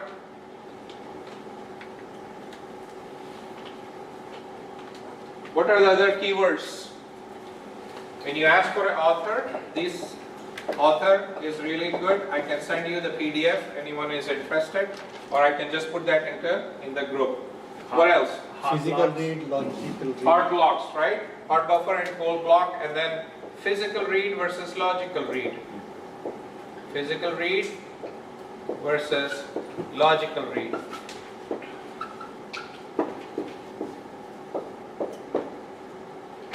LRU, MRU. Right, do we have MRU up there? Yeah. So least recently used versus the most recently used.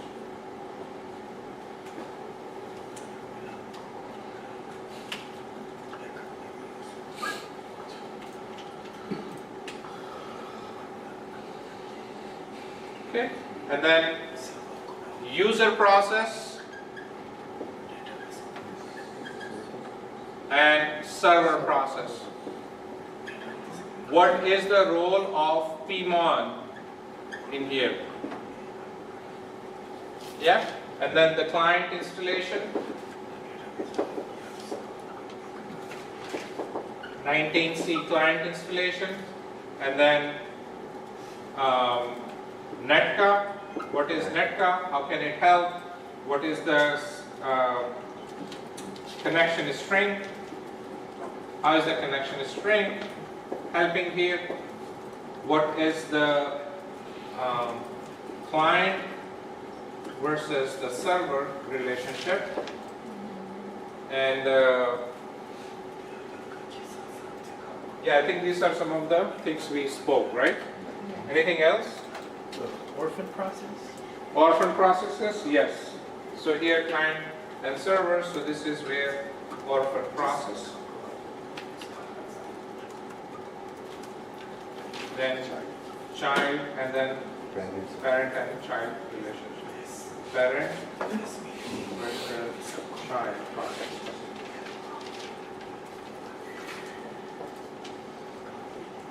what is a user process versus server process.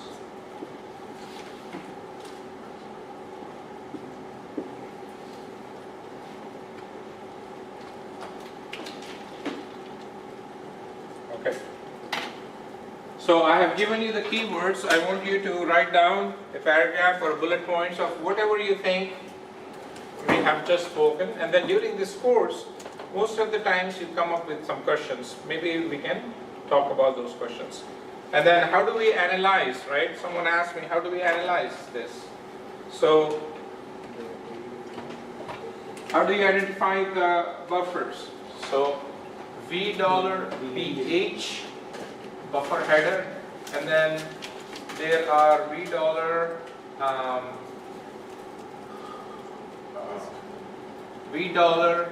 $SGA info.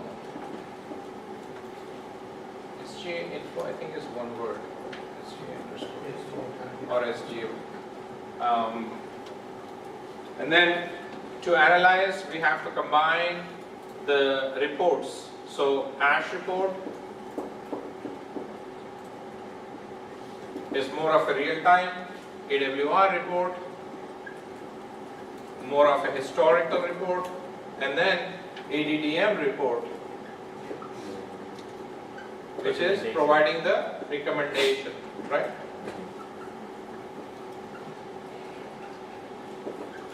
This is more of a historical. So I have given you enough points so that you can build your case here, more of a real time. And then SQL ID, don't forget about the SQL ID. And then from SQL ID, you have in each snapshot number of executes. What is the average read time? Average CPU time? And so on. So this will help you identify some of the status of the buffers. Would that be like $SQLID or something like that to look up those things? Or is that within This the is ASH report? So $BH, $SQL info, $SQL text, $SQL. These are all the other one. $process, $session. All these, whenever you are looking for this query, whoever is writing this query, they are going to look into any of these to pull up the report.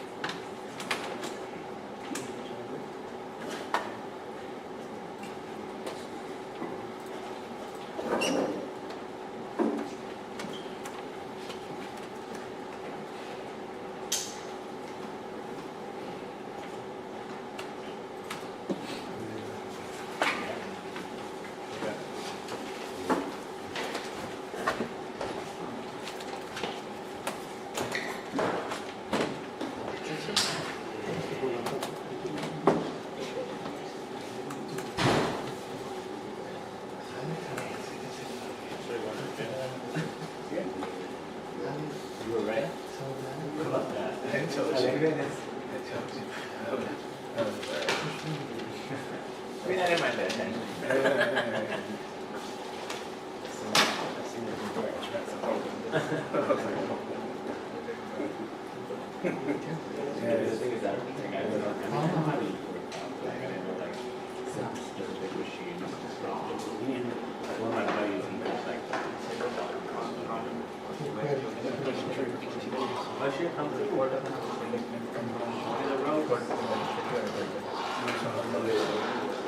Let me know. Yeah,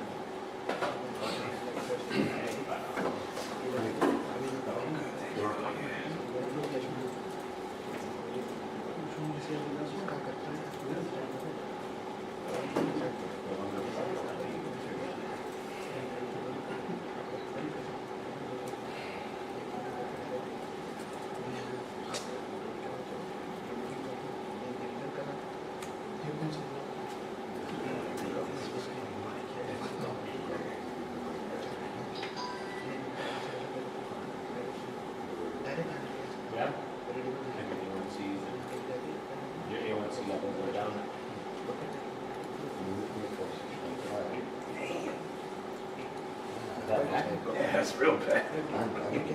Are you? For a long time? Oh, it's all that jalebi you can.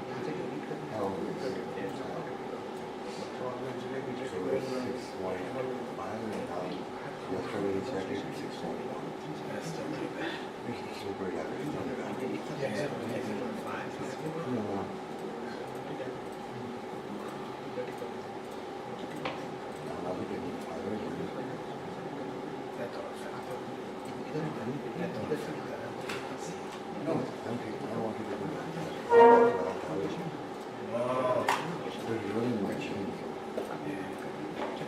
Just working on the truck right now.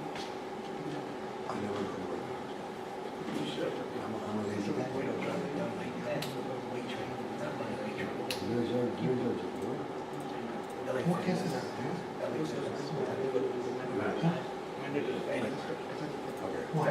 Personal trainer, we do that. वो कैसे थी? वो कैसे? Well, I don't do it anymore. I expect sales. I used to do that. When I came back, we came to No. Keep मतलब ये process है हम इसे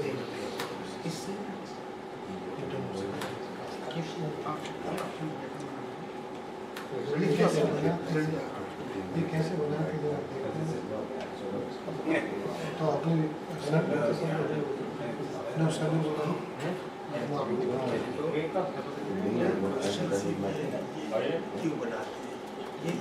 नहीं ये तो समझ गया बनाते कैसे हैं ये हाथ को वो कांस्टेंट सर्कुलेट हो गई उसको हाथ तो बना दो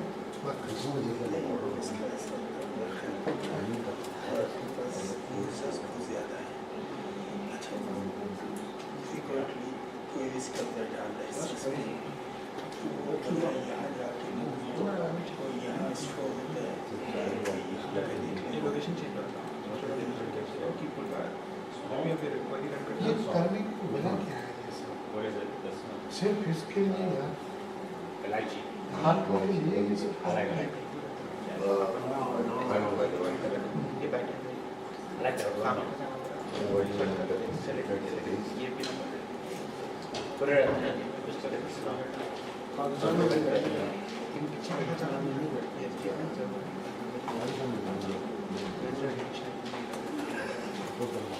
मुझे तो ये कैसे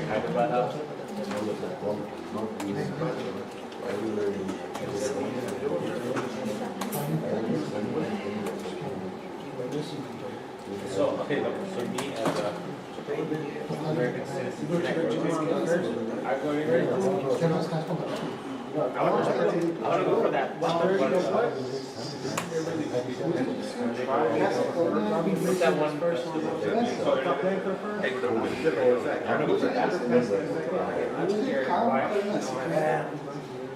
I'm glad to ask the plan. We still in.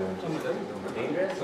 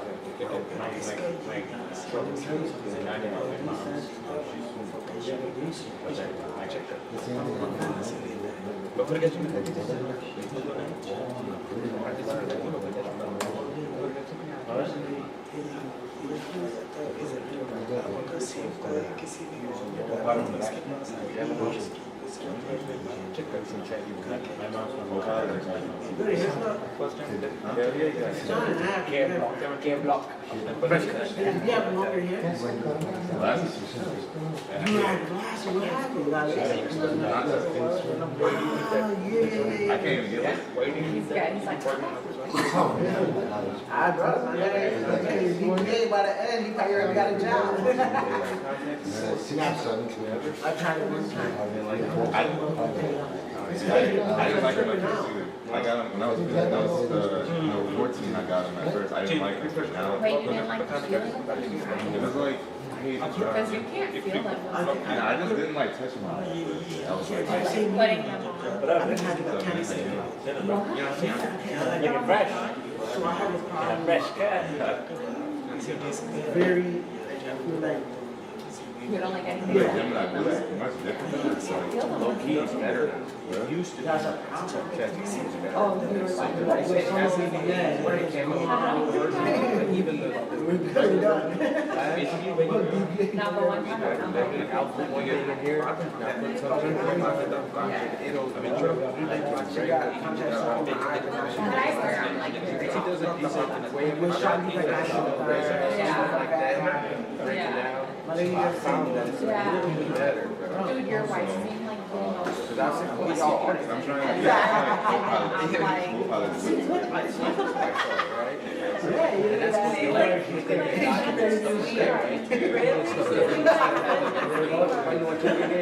like that, right? you gotta have a little. yeah, that's why I noticed her accent. I noticed her accent. I'm like, She's like, You got me recording. she's like, Then he got the yeah. He did cut his hair.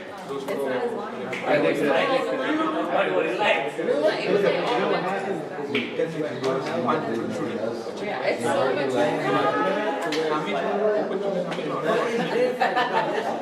very unhealthy talking.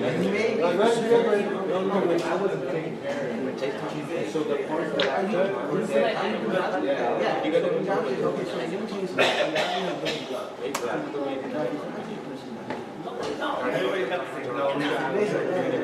they're built They're built different. And what? You built different. We're all built the same. Yeah. We all have the same structure. Are you one of those Punjabis who think you're tougher? Let's not say the rest. Yeah. No, I'm not saying. Yeah, exactly. Thank you. I'm from Russia. Yeah, I'm from Yeah. Canada. Be careful. Okay, my bad. We're just smarter. We're smarter than the rest of them. Somehow he's like, they're very different. Yeah, we You're way better. You're way better than Oh, shit. You're good. You're Pakistani. You're better. Tony, like, yo, what are you, Puerto Rican? Okay, what is it? Puerto Rican. Puerto Rican, see? That one was Lebanese. Oh, really? What? Oh, shit. That's Yo, good. that's That's lit. I'm in Quebec. Bathroom में किसी ने I knew he has something from that area. किसी ने bathroom में phone I did. He did, yeah, it's his. Oh, yeah. भाई bathroom में Oh, आपसे thank you, buddy. I was waiting for Bass no. Where are all my screenshots? Where are you guys from? We are from we're close to Islam, but Kujia Khan. Yeah, Vietnam, Sahawa, I know it's not. That's why it's in Oh, yeah. But they're close to here too. You guys from Islamabad.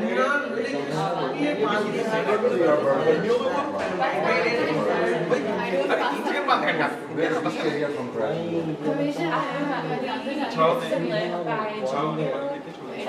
My dad used to live there. I came here when I was like, but I visited. Where's the market, Orchard, and Road. Yeah, like I know about those places. I was born and raised in Hyderabad colony, then I was mission was. So that's all is my area. Yeah. PIB colony. BIB, I know, yeah. Yeah, that's all my area. You know Buns Road? Bansur in my office in here, so Bansur is Amazon Road. It's known for their street It's food. Urdu Bazaar. Yeah. What about but the Urdu Bazaar is a place where all the books and all the Oh, education okay. books. Okay, okay. So it's next to this in the center. So one side is Amazon Road to the radio party. Yeah, I know about you. And then on the other side, the Bansur, and the center, the Urdu Bazaar. So my office is on the Amazon Road, so I always go on that. Oh, do you visit Pakistan? I moved here in 2019. Oh, okay. So I was older, I was more older than him to move before moving here. Yeah. How old are you right now? I'm 46. Oh. When did you come here? Wait, you guys moved here? Doesn't know the name. You know, I'm full black, so I don't need any black. So. I am the Nazir. I am the I am the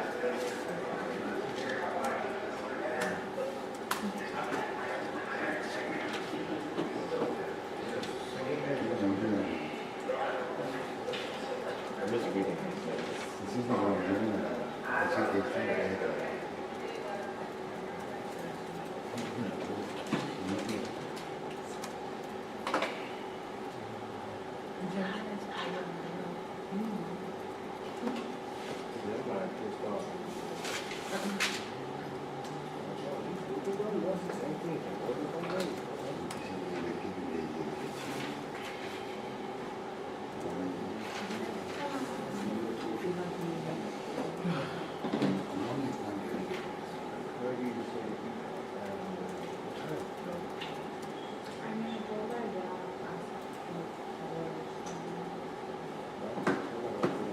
I did. I said I Dad would make a cake and bake. Dude, I was just talking about that place yesterday. I was thinking about taking my nieces because they want to try the mango I pastry. gotta go today. I gotta go get the mango Look, cake. we're gonna go today. Why not go right after this? Let me go and then let me take everything and then we'll go back to Chicago. No, we were gonna go because they want to try the mango. You know those like So, fruit looking yeah, desserts. so there's one in Norwich Palos too. Hills, right? The one in Palos Hills is cake and bake because they're famous from LA. Oh, And so it's like, so we went to this other joint in Norwich. okay. It's the same thing. No, it's not cake and bake, but it's like. Was it good, the dessert? The fruit dessert you had? It was good? It's, See? That's yeah, what the girls want. it's like, it's a different texture. It's not ice cream. Was it expensive for you? How much was it? Yeah, that's what I did. For one? One. Oh. I mean, but it's good for I one. guess we're sharing. But it's good for one person. Oh, I mean, you can share like it. yeah, they're little. Yeah, They're little, they're yeah. probably share one. Give me some photos. That's so funny. He's like, I don't even know. forget, never let us just go. No, he like would rather take them. Yeah. Hey. The kids? Hell yeah. Problem with kids. Hell yeah. I mean, when they do stuff like that, though, I'm like, whatever, y'all can take them to go get something. But if it's just like do something fun, You guys have kids? one. Yeah, and look, we have like Do you nieces have and a nieces? nephew, and so they all hang out all the time. Yeah, so it's dope, man. They're all little. Yeah. Your sister's kids or your? Yeah, my sister's kids, yeah. Oh, right on. That's fun, man. How old are they? One is, the eldest one is 14. 9, 8, 8 or 9? yeah. And then 6. Oh, we have the same type of age. Yeah. There's 16 and then 11 and then one is 8 Maybe and like then 6 nice. and then 3. I have to, so. And then very what we have 2 young boys. Oh, Because yeah. they're from Dallas, Texas, so I think it's about, you know, Yeah. one of them plays football, other countries. and the other one plays football. More with soccer. Yeah. You ready for the he's already got this year. He's like singing or you know, take my eldest name, she just like Oh, wow. So that's yeah, awesome. keeps him busy. Yeah, for sure. You don't have kids, do you? No, not yet. Either of you have kids? Kids are awesome. Hell yeah. These are my kids. Oh, you have dogs? How many do you have? I had. I had like. His name is, you know his name? Oh, Pat? Mine had. No, mine was my friend. Yeah, I knew it was right. They're going to his name is Lalo. But dad called me Lalo. Of course he does. He didn't have it. Bro, every Desi household has a Filipino. Like, we have cousins and they're. No way, for real? That's Yeah, such yeah. a common name. Such a common name. Well, you know how I got his name? Because back home they called me. Mano. Mano baby mano. You know what happened is that my friend, we played cards, you know, and we were on the money. I was just telling him, you know, I just got a cat. He got what's the name? I don't have a name yet. You know what I'm trying to say?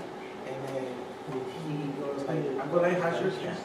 Like, and I go like, what's his name? And he's like, oh, it's Milo. So I'm like, oh, Milo. I'm like, that's a nice name. He's like, oh, Milo. I'm like, oh shit. Milo. This guy, that's how he figured out his guy. Yeah. I go, like, well, I go like, what you saying? Like, what you saying this Mano for? I like, bro, this is Mano now. I didn't want a girl. You only have one? I didn't want a girl. You only have one cat? Yeah, I didn't. Oh. Second one, 3. Yeah, Mano, and. Who came up with the name? Okay, good. Because if you were naming her Leanne, that would be a problem. Yeah, Like, that would- Deanna Stock. Okay. Oh, you watch Game of Thrones too? Yeah, Guys, we're big on there. It's a good show. I more like Honestly, let's not talk about the last season. We're not going to count That's the it. next one. I don't watch a lot of show, bro. Are you guys watching House of I haven't watched anything probably since. Not like actively. Yeah, but you watch But it. yeah, next Same one I here. watch, I wanna watch We it. were just like, we needed something. I know. It's dangerous. It's a long But the last season, There's so much Islamic. they built it up too much for that to be And I like like, negative. you know, learn It it. hurt. I don't want them to like, something that makes them feel. He watched the last episode without me. You know what it is? Over here, I want a lot of people, I want them to talk about it. Shut them up. I love it. So I like that idea. You know what I mean? You should be like, that should be on your sleeve. Doesn't mean in the part that you're not better than anyone, you're less than anyone. Over here, it's like people are like afraid to tell like their boss, like, oh, I have to go here, tell what to do. Whoa. With that, you know what I mean? I like that. That is true because in reality they have a lifestyle. You know what I'm trying to say? That's number one, bro. No, I'm glad that you're able to have some a lot of people without them being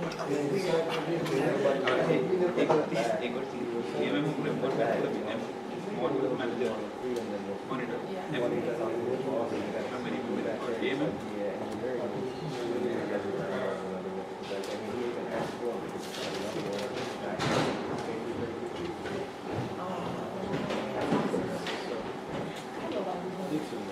I'm gonna see him today.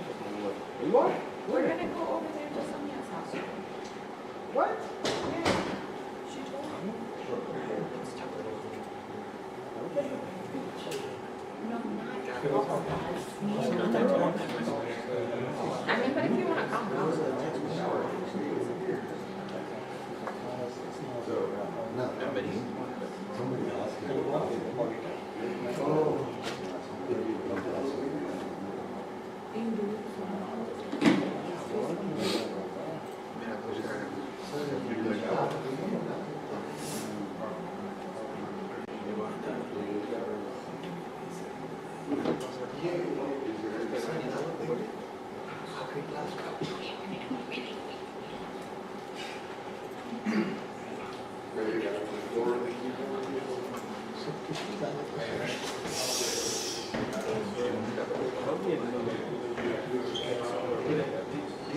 No, I know, I'm not checking, but I don't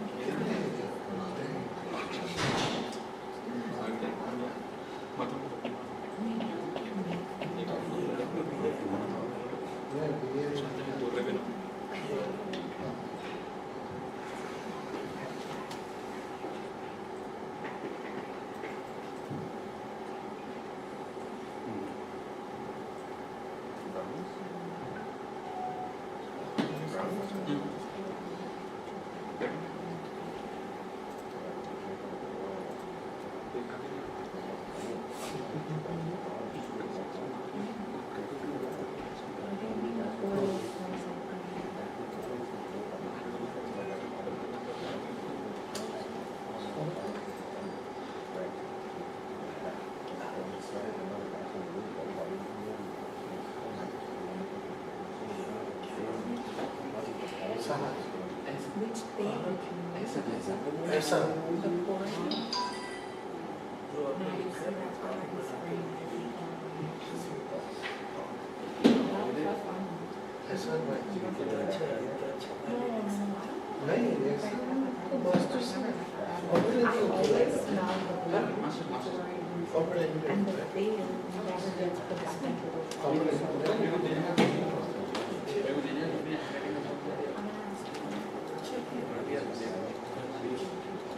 doctor जैसा hand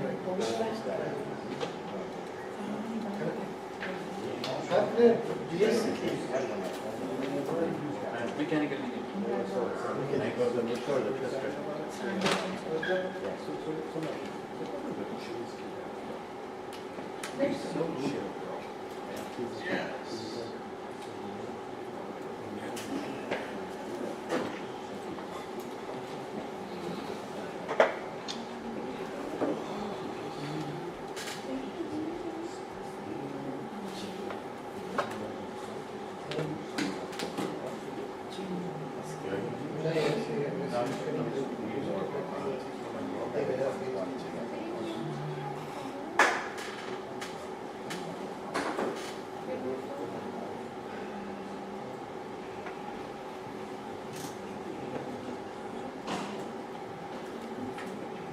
sir सीखा तो बहुत अच्छी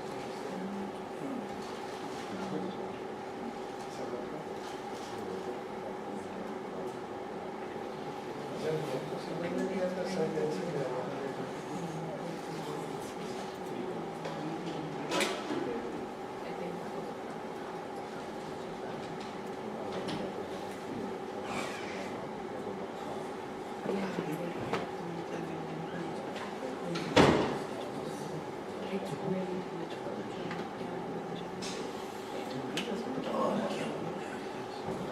Old cameras that you don't use anymore that you're like trying to get rid of?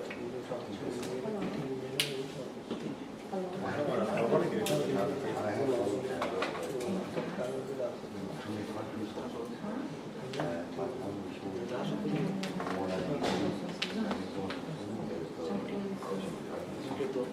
Everything okay?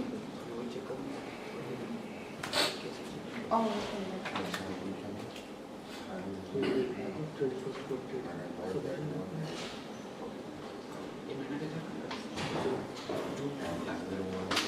okay.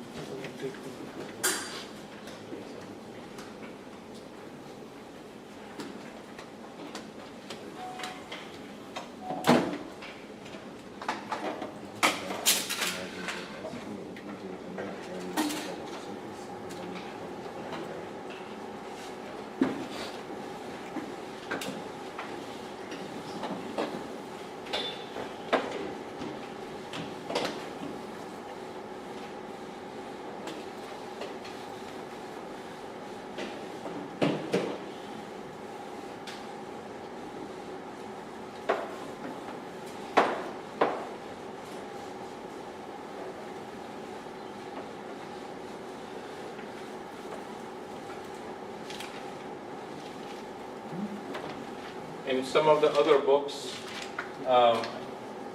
there are new terminologies that you can also see where it says cache hit. It means the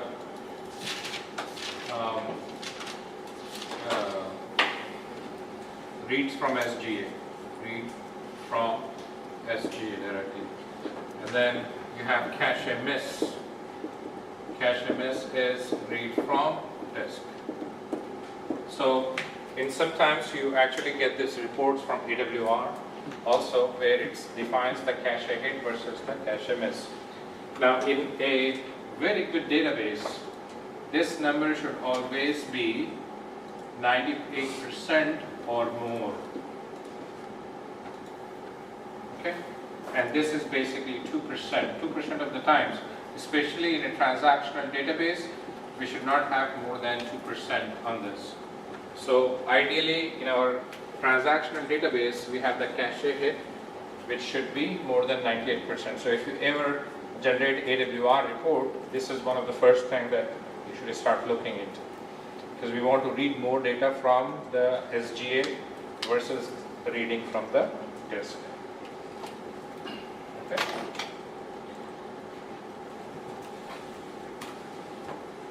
Now,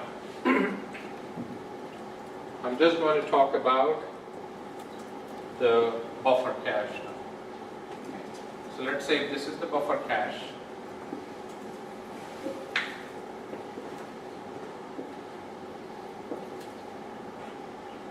Now, we already know that this is the MRU side and this is the LRU side.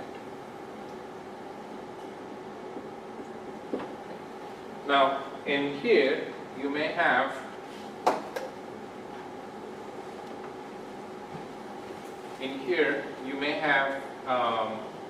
so there is one more door here.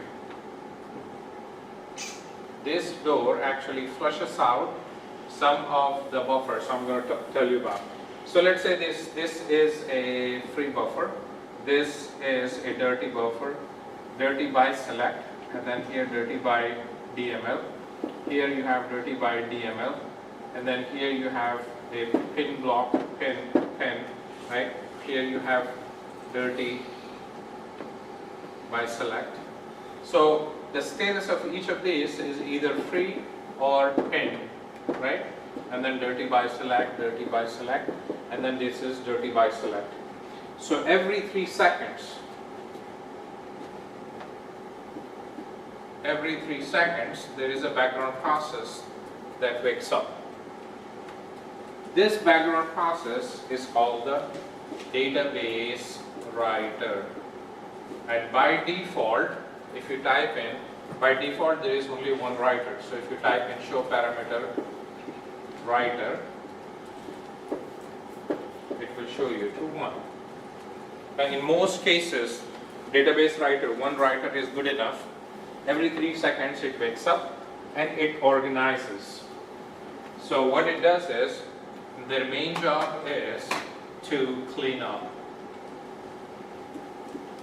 Now to perform a cleanup, it has to identify the blocks, identify the free blocks, pin blocks, and dirty blocks, and make a decision.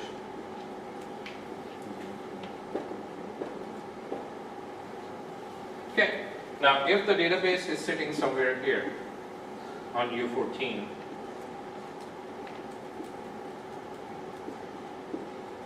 Aura data,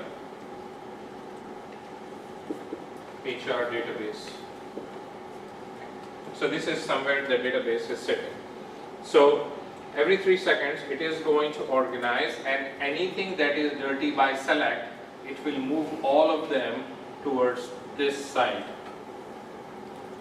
Okay, dirty by DML, dirty by DML, they are going to move towards this side. And anything that is free or pinned, it is the free blocks should be moved towards this side. So dirty by select is getting towards LRU side. Dirty by DML is going towards the log buffer. So here it is going towards the log buffer. Now log buffer is something that is in a circular fashion. We will talk more about this.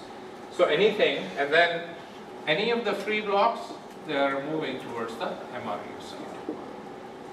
Okay. So after reorganization, anything that is pinned, it is not going to touch. Pinned, not touched. So anything with a dot, it is not touching. So dirty by DML, it is going towards here. Dirty by DML, dirty by DML, dirty by select will go here, and then the free blocks are moved here. So after the reorganization, it will be something like this. All the free blocks, dirty, these are not touched, and then dirty by select, dirty by select, dirty by select here, dirty by DML, dirty by DML are here. So if you start looking into this,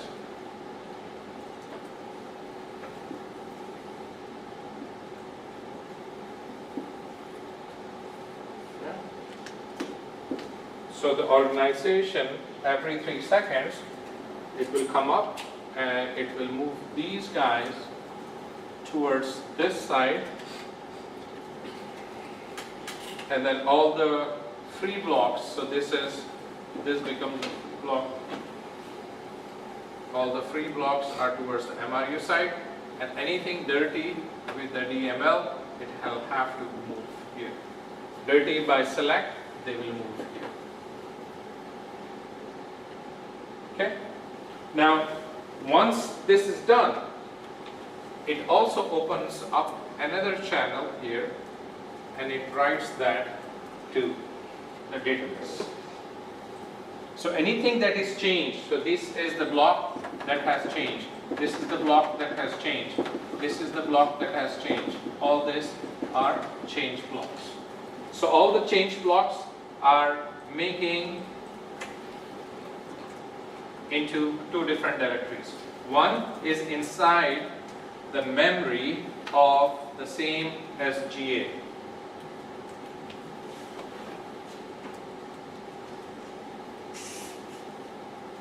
And one towards the disk.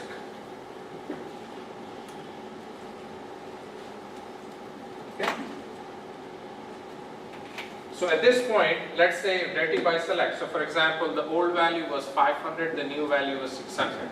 Old value was capital Lion, and the new value is all capital, the word is changed, right? So anything that is changes. So until then, the values has the lock. It has the lock.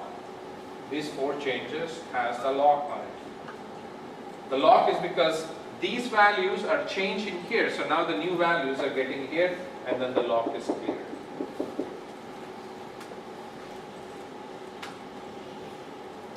What about these here? So this, can I say this is 1, this is 2, this is 3, this is 4.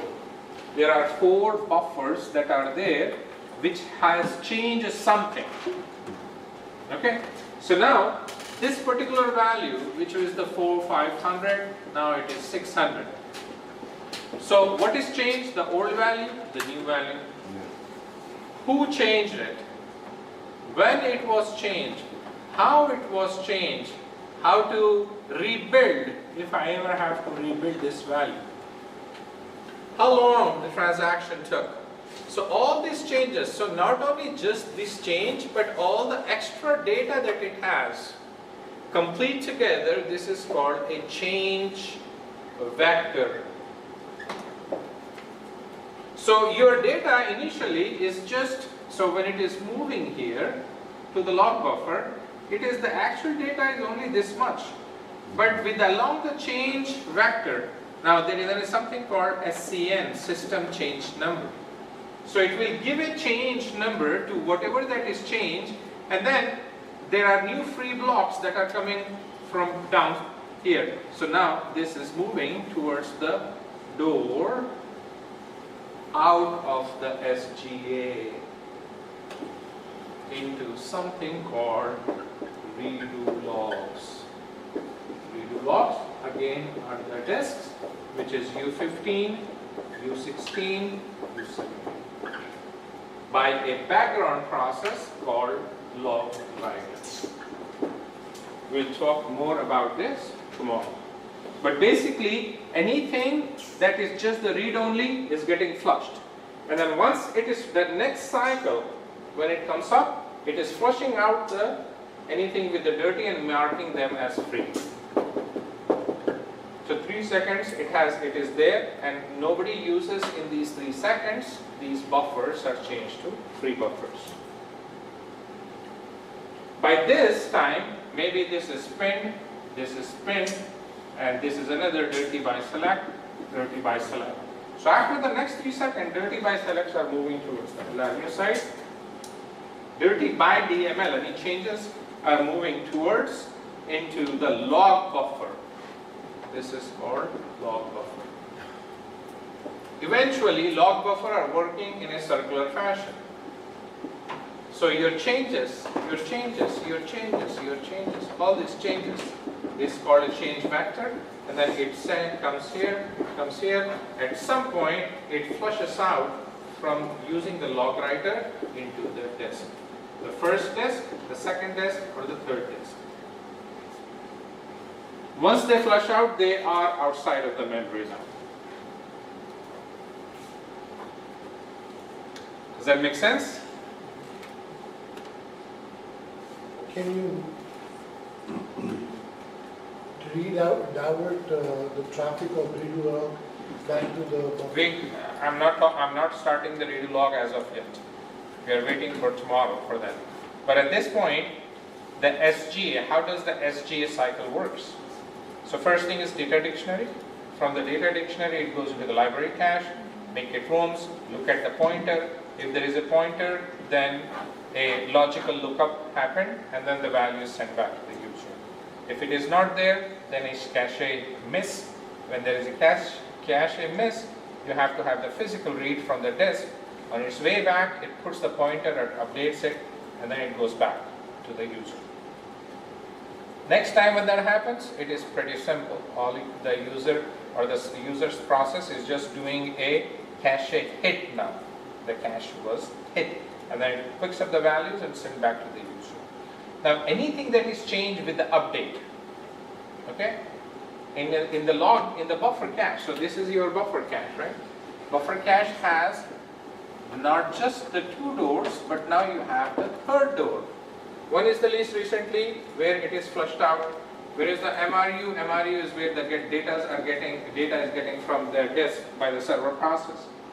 And then every 3 seconds, your database, so many buffers are there, so it has to reorganize. Anything that is no longer needed, flush out. Anything that is changed, flush out to the log buffer. Anything that is disorganized here, then put everything. So its goal is to bring all the free ones to the closest possible to the MRU. Because the closest possible, the closest it can write into it. Otherwise, it will have to come back and scan all this and find out where the free block is. Does that make sense? Okay.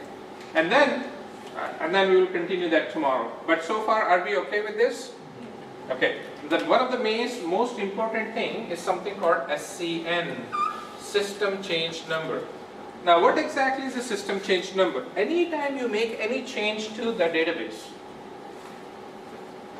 Oracle is giving a unique identifier, and it is calling a system change number. Now, system change number, in other way, you can think of that as a database clock. If you are making changes to the database or not making changes to the database, your database clock is continuously growing. And if you happen to do a commit or a rollback or create, drop any change to the database during this particular time, it will give a number to it. This is the exact database clock time when this happened. So I can show you really quick. Like a transaction. an ID, it is giving an identifier to it. So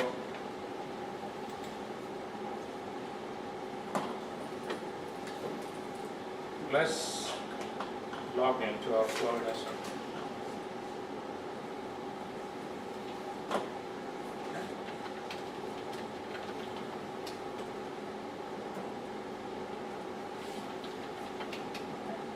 So I'm going to log in to this database, describe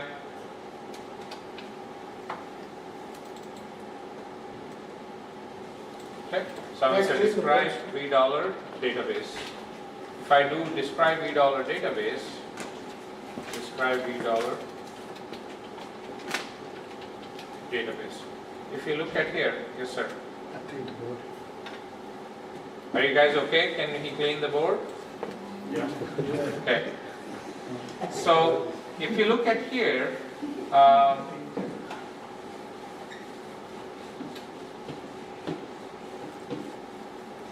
system change number.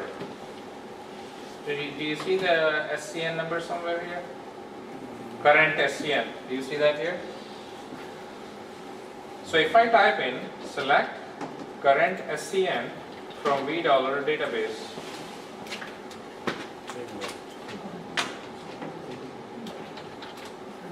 select current SCN from $3 database. Look at this. This is the system clock. Okay? Now if I re-execute this again, the system clock is keep increasing. Do you see that? Every 3 seconds. Sorry? Every 3 seconds. No. It has its own internal. Every time you do it. Yeah. See, so what is happening here is so it is not a typical second, minute, hourly clock. It has its own internal mechanism. Oracle has its own formula on how it calculates. So at any given time, any change happens, like create table space, create user, drop a table, create a new view. Anything that is making any change to the database is given an identifier to that particular number or to the change. And that change is called, officially it is called system change number, SCN. So when you are making the change, you are not just making the change, let's say you are changing only 1 byte, right? A value from 1 to 2, but that is still a change. So it is 1 byte that you have changed, but for that 1 byte, it is writing some additional stuff. So 2 weeks down the road, you want to roll back. So how is it going to reconstruct that data back? So it has all these SCN numbers associated with these changes. So those changes are from when it gets flushed from the buffer cache to the log buffer, it is actually writing more details. So if your data is this big, by writing it more, then it has this big. So the entire change is called change vector. Okay? A change vector means not just what is the old value and what is the new value. It is who made this change, what time was the change made, what is the SCN number, what was the exact SQL that has caused this change. In case if we need to reconstruct, how can it reconstruct? So all these additional details are there.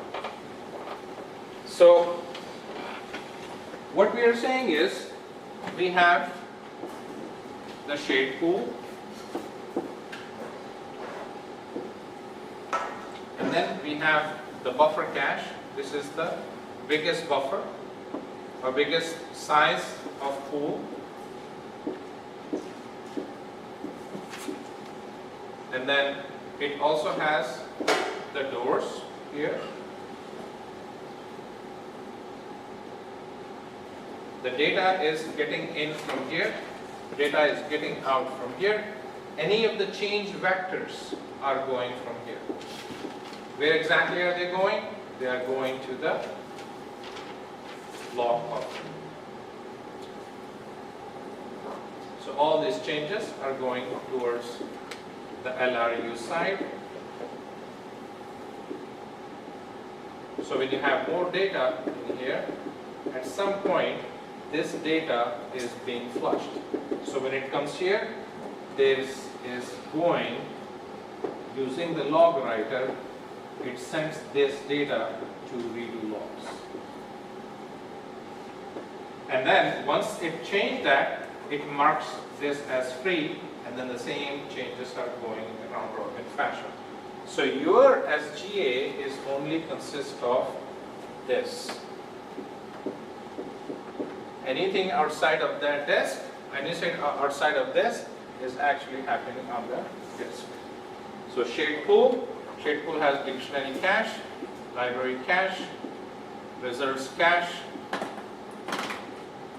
yeah, and then there may be some other cache as well. Then we have what is key pool. If your application has some Java logic, then you have Java pool. And then there is another one which is called large pool. And then there are many additional pools we may or not need it. Here is the buffer cache.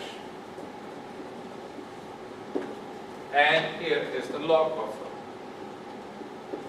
These three are the mandatory ones. All other pools are so this is the mandatory one, this is the mandatory, and this is also the mandatory. Yeah? The data that is being pulled from here, this is done by server process. Okay? The reorg is done by database writer, one of the rewriter. Then, if it needs to flush to the disk, the same thing is also writing to the database also.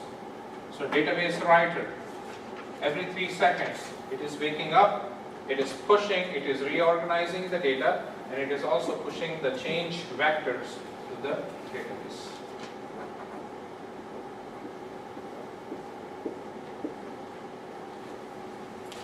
So, background process, if you look into this, the changes that we have used is log writer. The first is the server process. Okay, so this is the client process or user process.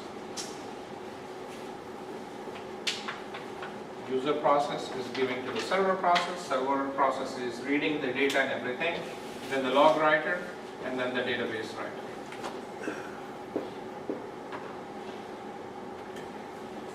LRU, MRU. LRU and MRU are both in the buffer cache and what? Library cache. Yeah. So library cache also has the doors where they are getting in the data and getting out the data. So we'll resume from the log buffer tomorrow. So we'll see how the changes are going from log buffer to the redo logs and how redo log is managing all these different changes.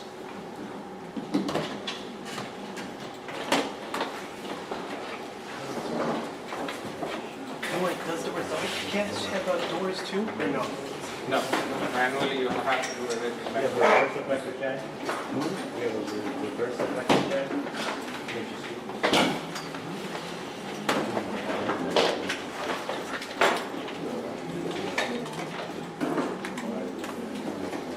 Oh, nice. How does it look like?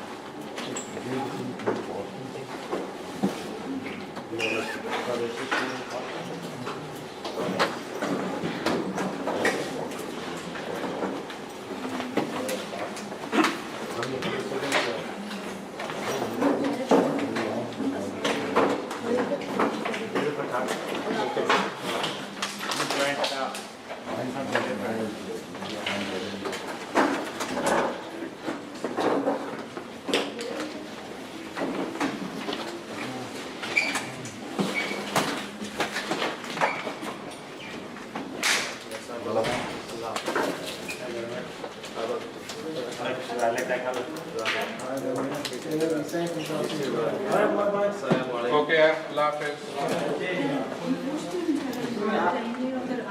Sir free हो गया, free PDF जी आपके पास मेरे PDF पता नहीं, 3 तो नहीं होंगे, शायद 1 या 2 होंगे।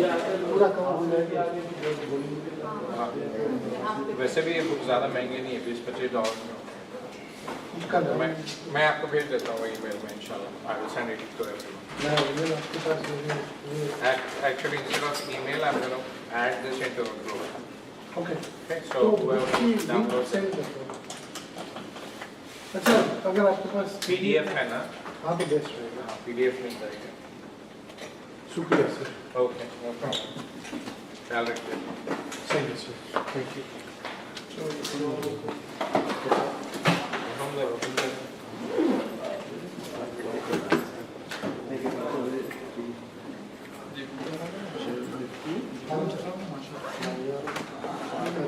ठीक है, क्या होने का है आपको?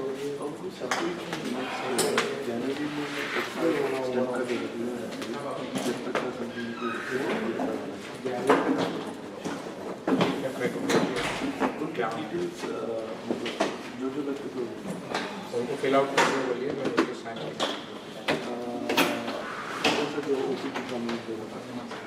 उनका जो पुराना जो भी था ना सैम्पल जो भी उनका उसको